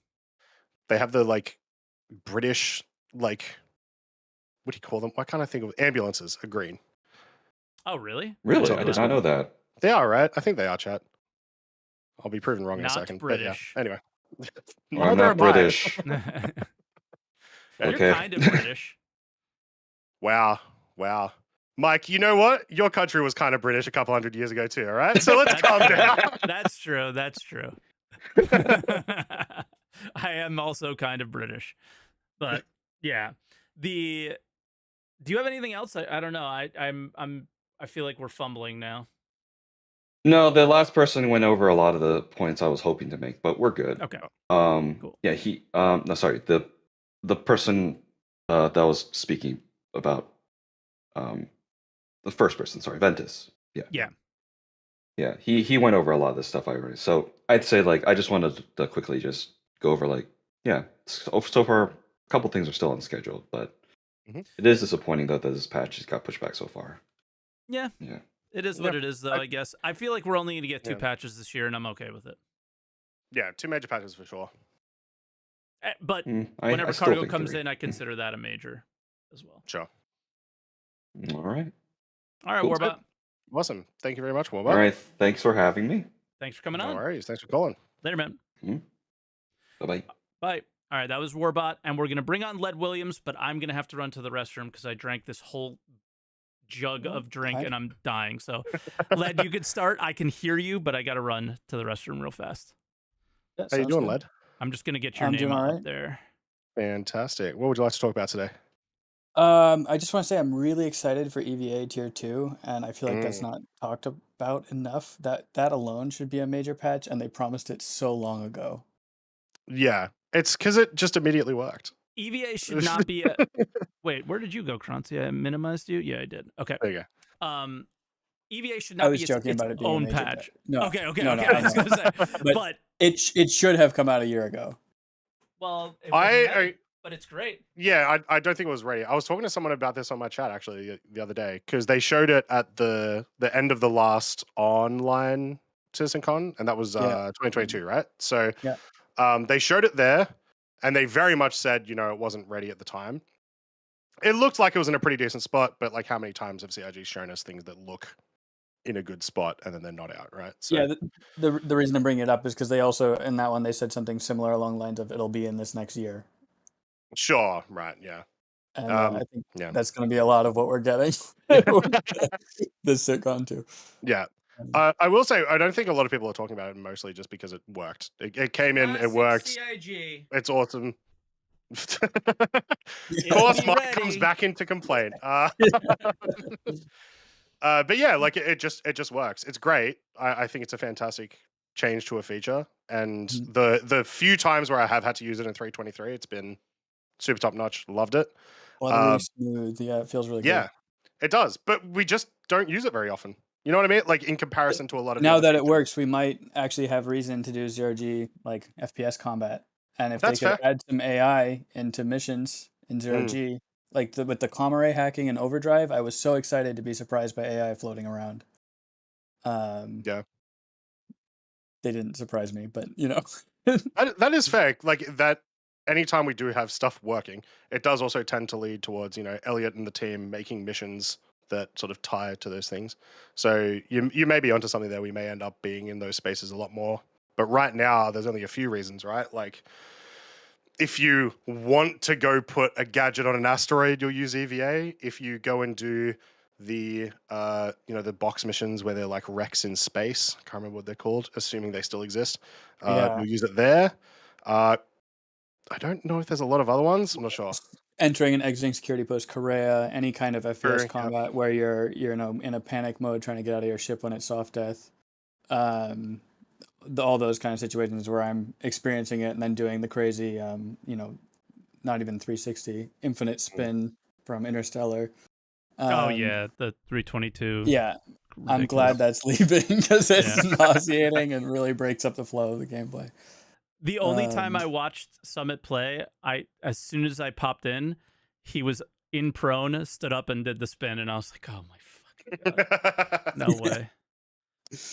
Yeah. Do you guys not do that when you come off the ground? When like in real life? You got to put some flair into it. It is a sim. Simulating lightheadedness. Yeah. No, this patch is awesome. I'm excited about it. The arena commander changes with things like Pirate Swarm are so good. The AI feels actually scary. You can't just solo it anymore. It's pretty difficult. And I was having a lot of fun playing with the new weapons. Yeah, I mean, how do you feel about the wipe incoming? Like, have you played a lot recently? Or my god, I've been begging for a wipe for the last 4 patches. Anybody who cares about the game is. Yeah. You gotta be. Yeah, this is the same patch that had the duping bug and the weevil eggs and everything. Like I've had so many ships just get eaten by the game, and I was just letting it eat them. If you don't claim them properly between patches, you lose ships. Yeah. I have a stack of ships that I haven't had in 2 patches, and then sometimes they just randomly appear again. It's definitely time for a wipe, and the fact that they're not doing it makes me feel like the cargo patch will be a full wipe. I hope so. I think just give it a wipe. Full proper, because also they should communicate that better and what they're doing with it. I feel like that's been haphazard. Well, I will say on SCL, that was one of the questions that came from chat. And we tend to get really good information when they are pre-screened questions and they have some time to think about it. And I think they kind of threw that on them and they weren't ready to answer it. So okay, we'll see. We'll see. I hope they hear the feedback of like, you should probably just do the whole thing, you know, and it'll be at the detriment to some people. I think it's so soon that they won't change their mind on that though. It's too close. Yeah. It's this but week, right? if the situation happens again, please know that like if we have had an economy that's been this bad for this long, please just like I know you want the data, but we really want to just enjoy the game as well. Please just it even just makes it so I could like use my Orson inventory again. You know, just not having a bunch of random stuff in there would be really helpful. And I don't want to have to load it all into a Carrack and self-destruct somewhere. Like I don't. That's a pain. Yeah. Even if you put it in a box and throw it somewhere, you have to do that again the next time they carry it over because it doesn't actually disappear. Right. Because PES. That's the PES experience right there. That box actually it's back to stays. the servers. Yep. Yeah.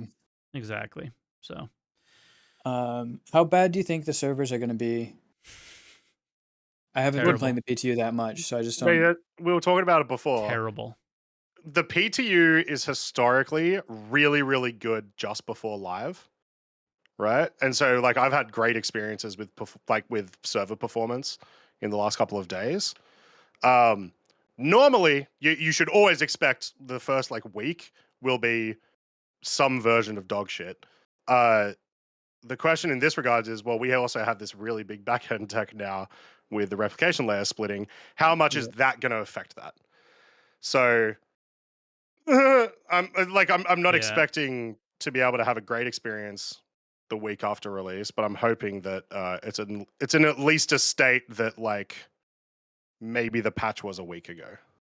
Okay. And from watching you guys do replication layer testing, it crashes out for like 20 minutes sometimes. Is that right? No. It used to. I had one crash in 2 days, and it was like a minute 30, 2 minutes. Yeah, minute 32 minutes is the standard. If you're not on a planet, it might be a little higher. In the SCL, they showed it, and it was like times 1300 speed. They had it in the corner as like a little disclaimer. It was like 1300 very small times disclaimer for a very short period of time. I thought that was pretty fucked up, actually. Yeah, that's why I was curious of how it feels these days, because I don't know when the last time you've experienced one of those crashes. No, it's felt good the last couple of days. The biggest thing is that it hasn't been frequent. Like there is a level of like reboot time that I'm willing to accept, and it heavily depends on how often I'm rebooting, right? So if it's once every 2 days, bro, I'll take 20 minutes, honestly, and I'll call it a success. But if we're going a minute and a half every 30 minutes, then that's gonna tick me off, and I'm just not gonna play. Did you try the PTU with Xenothread in it? No. Those were the only PTUs I didn't try, and because it was so bad, apparently. I also didn't have a bunch of rewards tied to it too. I didn't want. I want to experience the new one when it's live. I didn't want to spoil it for myself either. Yeah. Same. I'm excited to see the Idris, and I didn't get to go in the Idris during the Idris event. I couldn't get in the servers. Same. Yep. So that I'm excited about all that. But the last time I did Xenothread, it was actually unplayable. Yeah. I will say somebody is asking this in chat, in Twitch chat. So copying accounts to the P2 is closed. Does that mean that 323 is coming soon? That's usually what it means. But it's not coming on a Sunday. That's for sure. Yeah. So does that mean it's coming tomorrow? That would be out of character as well, but maybe. Usually in the past, like if it came earlier in the week, they put out a patch on Monday, gave it one more day, threw out a patch, and then just shipped it live. So yeah, we're either going to see like a couple of probably crash-related patches over the course of the next couple of days, and then like probably another Friday release, or they're just going to ship it tomorrow and then just fix it as it goes. Apparently, bank holiday in the UK tomorrow. I don't think that affects anything because the people who deal with server stuff, and that's the main issue, they're in the US, and we don't have a holiday tomorrow as far as I'm aware. So I don't think that determines anything. Fair Well, enough. shit, it's Monday here, so they better push it now. Wait, where are you? I'm in Asia.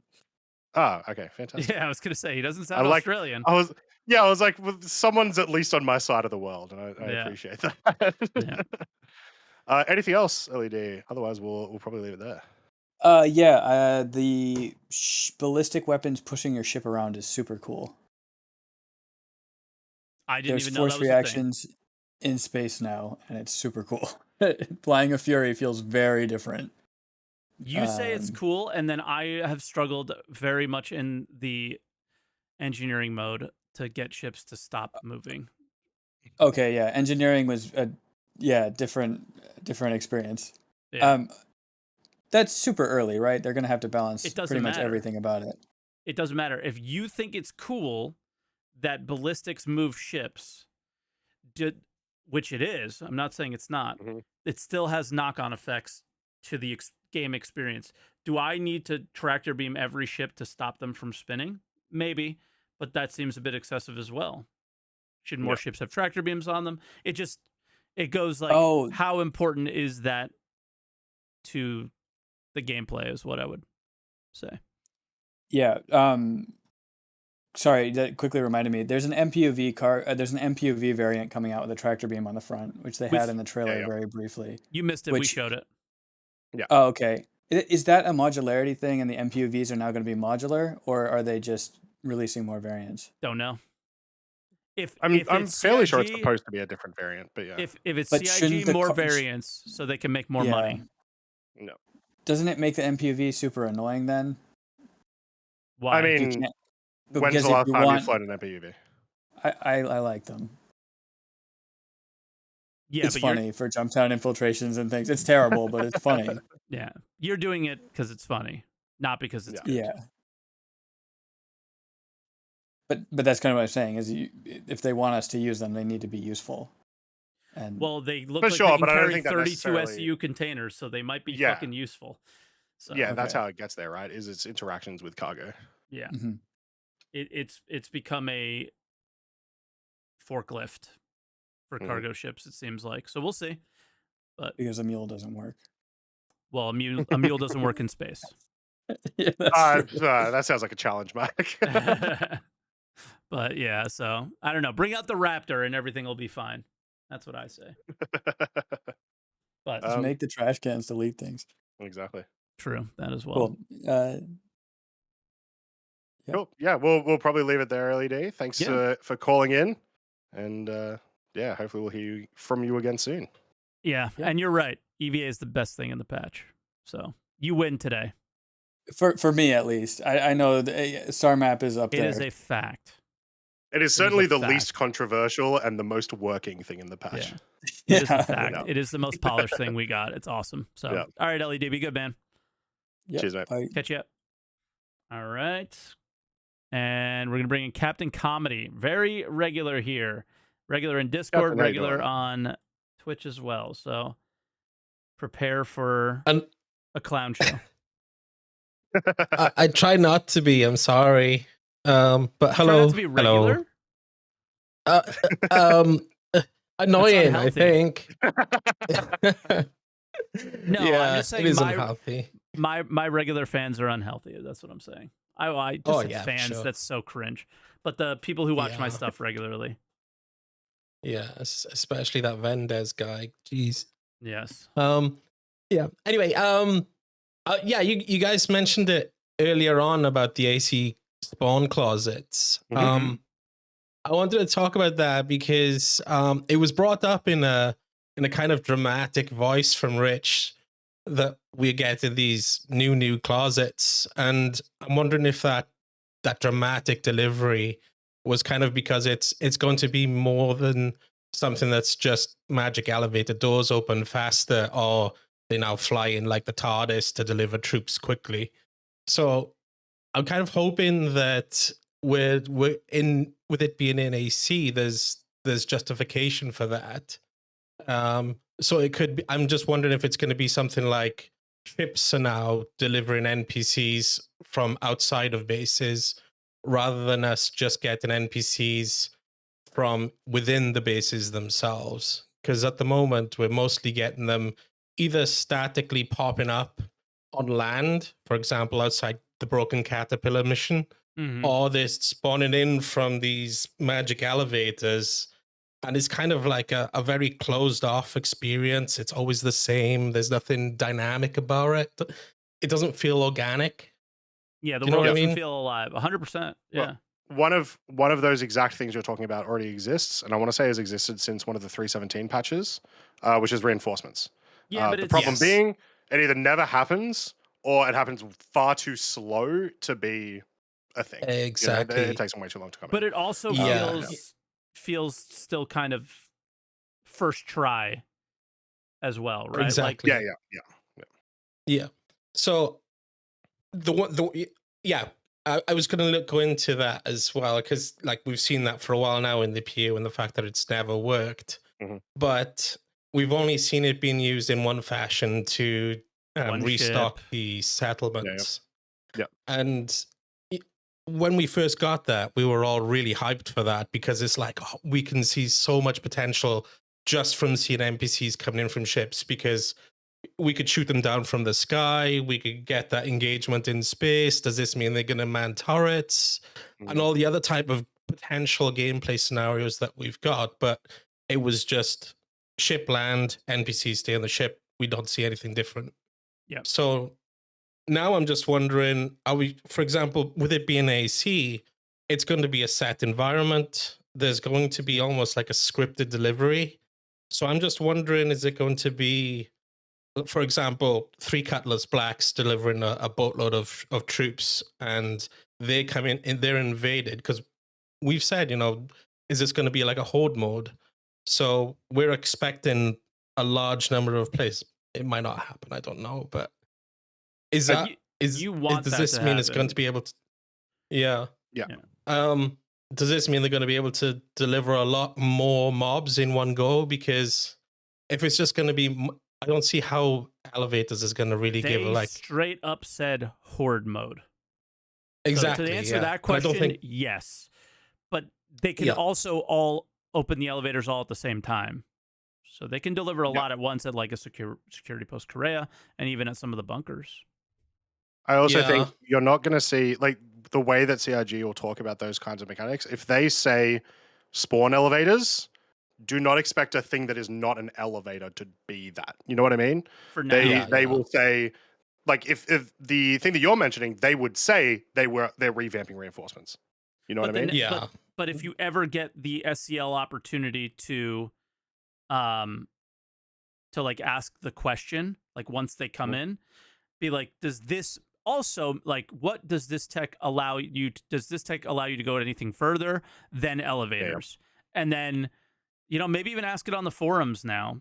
This is certainly not the place to ask the question, because we don't have the answers.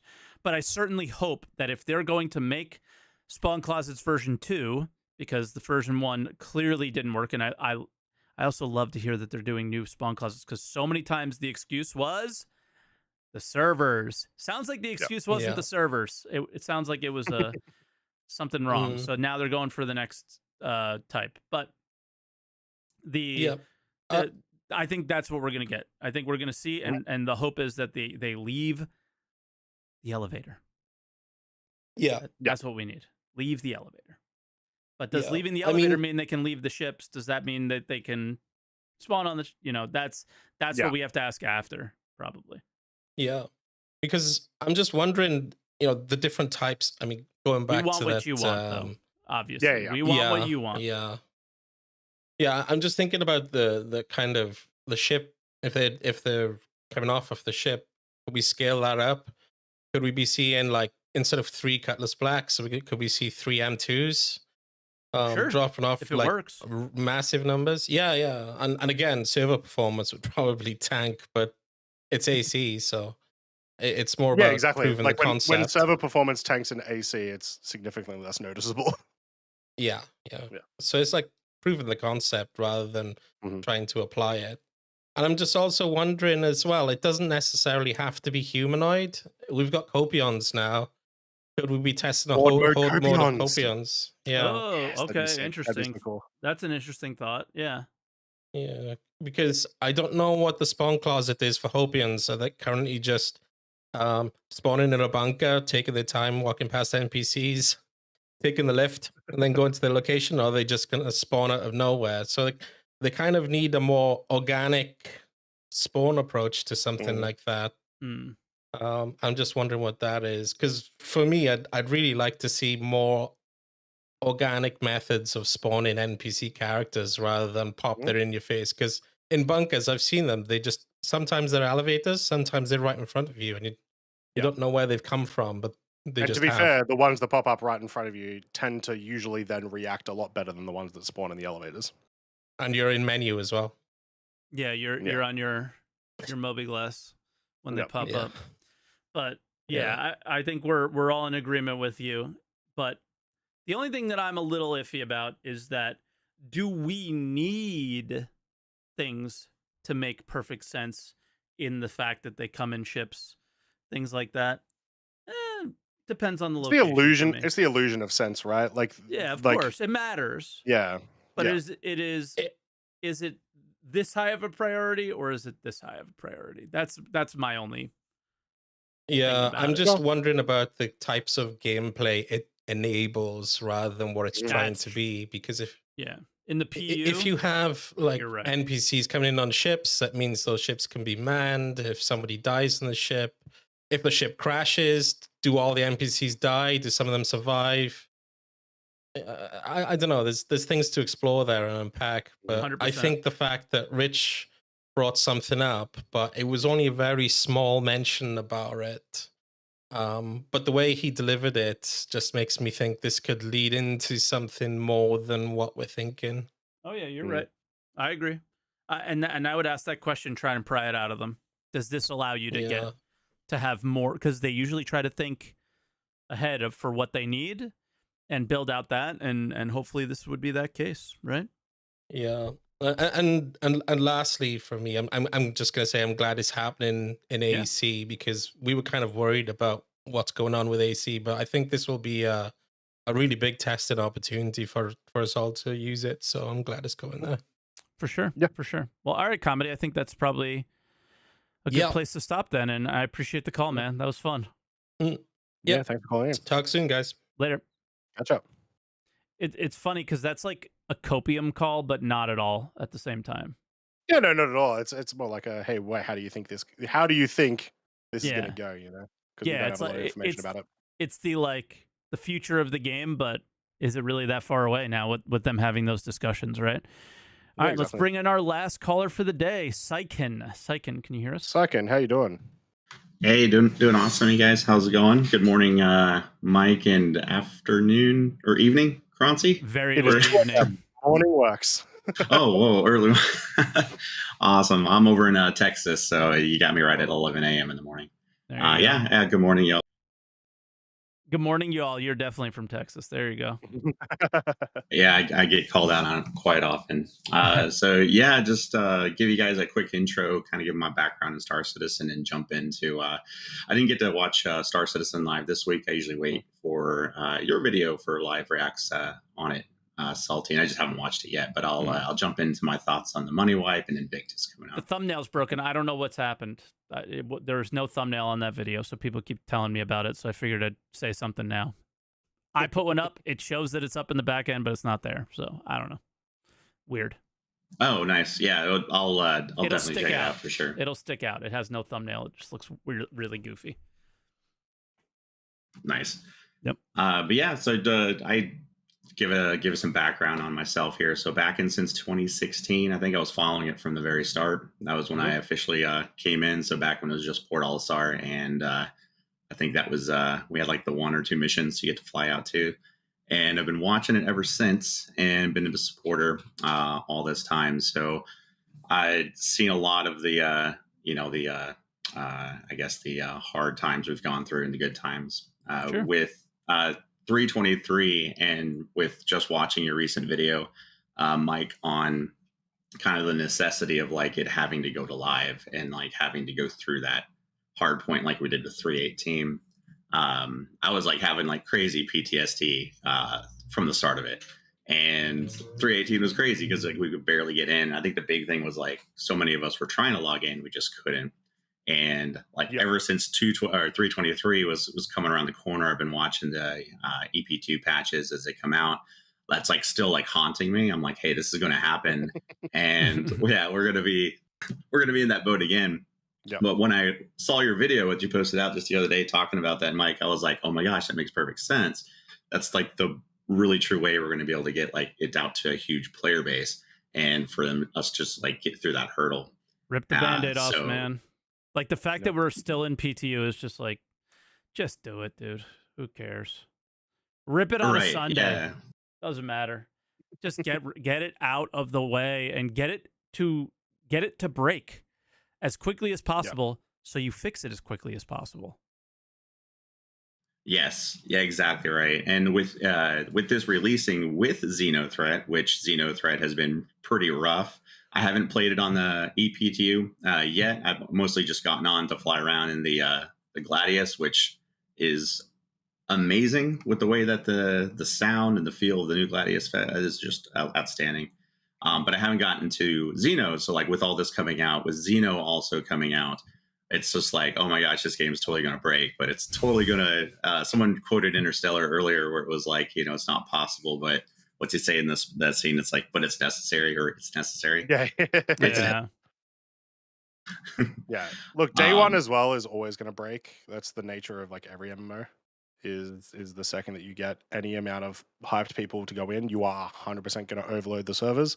And it is never as simple as buy more servers. The real test will come like 3-4 days after it goes live to see if it's in a good spot or not. And it probably won't be.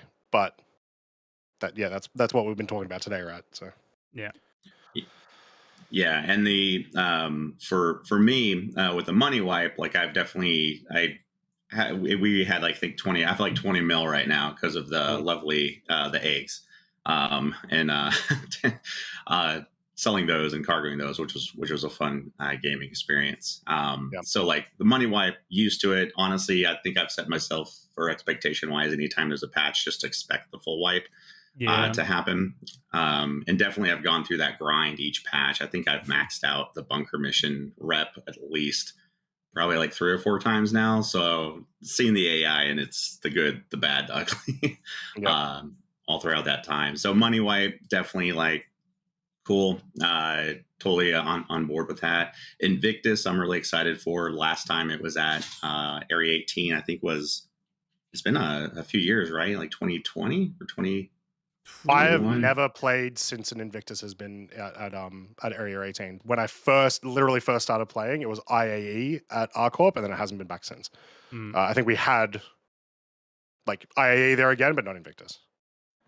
Oh my gosh. Yeah, I mean, I love the city planet. You know, it's as close as we get to Coruscant, right, from Star Wars.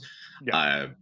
Yeah, one of the greatest experience I think I had with one of my friends that when I was getting him into Star Citizen, my advice was like, don't get it. And of course, he gets it the next day, and he's into the craziness. But we got to the, I don't know if they still have it, but right as you get off the tram on Area 18, I guess the convention center, there's this like kiosk desk that's like behind this wall, and we could jump into it. So we jumped back there, and we were stuck, but that was our fate. So we just started greeting people as they were coming into the convention, total role play. And we were like, man, that was like the most fun time. Yeah. And he's a pretty good guy. I could think of a lot of stuff like right on the fly. So it was like great for everyone that was like coming into the convention. But yeah, it was really cool. Area 18, excited. I really hope that it goes really smooth, because my favorite part of it is the tour on the Javelin. I just completely, like, whenever they had that for the first time, that was just like, I just lost it. I was like, this is so cool. Are we even getting that this year? Yes. Because they didn't show the Javelin at all, did they? They were not getting the Javelin. You're getting the Idris event that you should have had the entire time. You're going to tour the Idris now. So you're going to actually be able to tour the fully finished Idris, walk around it, not have any of the restrictions that you've had in the past. That's probably the highlight of Invictus that we didn't really talk about, that a lot of people missed out on that opportunity during the Idris event, and everyone was pissed off about it because they just wanted to look at it, and they didn't get to. Now you do. They should have done this in the this is how they should have shown the edges probably initially, and then did the like you have seen it now you get to take it, but yeah. I think it worked out well either way. It's just yeah. It didn't No obviously Bengal didn't work either. out Yeah, well. they didn't show anything about the Bengals. I imagine that's not here either. Now we get the Polaris, so that's kind of cool. But yeah, I think they want to use that to show you something new. So yeah. I'm cool with it personally. Didn't see the Bengal. Mm-hmm. Yeah. Oh, that I'm even more hyped now. So yeah, if they have the whole thing available, that's just cool. But yeah, I just remember walking into, I think it was the deck where they have like the hologram and like all the briefing chairs. I was just like, I was losing it. Yeah, it's great. But I've noticed, I remember sometimes where they did release it close to a patch where like the NPCs weren't even populating inside the ship, and like you didn't get that full experience. And so like a part of me was just like, oh no, here we go again. It's like coming out right now. It is nice that it is like about a week out from probably when this game will go live too. So I feel like that's good enough time to, well, I feel like we need a month in live, but still a good enough time for it to kind of cook for any patches or hotfix. That's a genuinely really good point, because Invictus is in 2 weeks. And, we imagine that 323 is going to come out in the next couple of days. Historically, they've done like a PTU for Invictus /IAE, either one of the events, for like 3 to 4 days before. So everything right now fits, unless 323 is an absolute terrible patch, and then everything goes to hell. So as long as we don't get 318 version 2, everything's on like schedule.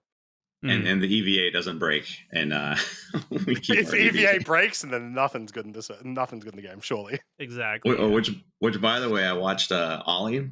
He did a video on it, and whenever he went upside down with a box in his hand and flew into his ship and flawlessly landed, I was like, okay, here we go. It's solid. This is good. It is solid. And like, awesome. Shooting in EVA is so much better as well, that like you're dying super fast now too. So that's good, both good and bad. I would say my biggest gripe about all the FPS changes, I feel like I'm dying like instantly again. So it's like, but it's all right. Just get good. I'm bad. Plenty of balancing they can do as long as the mechanics work. Exactly. I'm also bad, so that doesn't help. Yeah, weirdly, I haven't died once in FPS in the new patch, Mike. Yeah, I don't know. Not surprised. But yeah, I think that's probably where we call it, right, Syken? Yeah. Anything else you want to quickly chat, like super fast?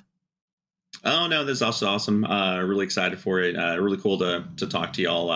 Been watching you forever. I feel like you're like the show that I watch in the afternoon. That my family is like, oh, you're watching Mike again tonight, and I'm like, yep, watching them. And then Croncy, it's been awesome watching you as well. But yeah, thank you guys for the time. Dude, thank you. Yeah, that's awesome. Appreciate it. All right, I thought he was going to say goodbye, but he didn't. That was awkward silence. Dead silence. But yeah, I think that's probably where we end today. But last thoughts before we like go off the plank and just Star Citizen dies completely, probably. Yeah, I just hope we have good things to say about the game next week. I hope we get to have a good fun time. If once again there is no way it won't be at least a shit show for like a day. If we can have a couple of days through, maybe the servers start to respond a little bit better, then I'm going to be very excited and very happy. And then we get to lead into Invictus, and hopefully everything doesn't break there again. But yeah. I'm very optimistic. Like I said, after the last couple of days I've had in the game, so it's really just down to how much do these problems show themselves once you've got 10 to 20 times the player base in. Because it'll probably be that much more, maybe 100 times. Who knows? Because again, got a lot of people interested in the game that normally aren't. So it'll be. This is one of those patches that was just like 318. Nothing too crazy is happening, but CitizenCon, that momentum again that Xylo was talking about, they're riding it, but it could be to their detriment in this moment in the short term. But for the long term, it's going to be much better for them probably to. Just screw it up, man. Just get all the nuts and bolts tightened on, and I think we'll be better. So, I'm about ready to call it. You? Yeah. Just want to say, make sure if you're watching this on YouTube to subscribe. And Mike, we had today our very first 1 monther of our memberships. Reminder, guys, that you can Dude, subscribe to us as a membership over there if you want to help support us on YouTube as well. Coming up probably pretty soon, probably around the end of Invictus, maybe. We're going to be doing our first membership only question and answer, essentially thing. Topic session. I don't know what we want to call it, but that'll be coming. So if you want to talk about anything Star Citizen or Star Citizen adjacent, make sure you grab that membership and come soon. Yep. Yeah. Awesome. We could probably. Do you want to do? Yeah, we'll talk about it later. It doesn't matter. Sure. For this, but the yeah, get subscribed, all that stuff. We could do the outro kind of things. I'm trying to think of anything else that's going on that maybe we should highlight, but I can't. I'm not doing anything special. I don't think. Is there anything? No, right? Because all the racing stuff has happened and stuff like that for right now. What's happening at the moment? I will say, if you are a fan of like anything Star Citizen's esports related, and you're not following Team Punch Nomies at the moment in the System 7 or really any other racing event, what are you doing? These guys are insane right now. Herbie and co, because it's Herbie, Gerbo, Quelsar, cannot stop winning just every race. Insane. No, Mike, this is an extra level. They were already amazing, and now it's like, now I feel dirty following them. That's like an all-star team. That's not fair. It's exactly. It's not fair. I love it. You guys need a salary cap. That's ridiculous. True. It should be illegal that Herbie and Gerbo can team up together. But yeah, it's been nuts. They've been absolutely crushing it. So make sure you watch those guys because they're gonna be around. Yeah, that's like the Yankees. That's not cool. So, but yeah, check that stuff out that if you guys haven't. But people liked watching the Yankees in the 90s. So hey, for me, I'm done. I'm ready. I'm ready to eat. I'm ready to watch the Rangers. And you guys should never forget to answer the call. Oh.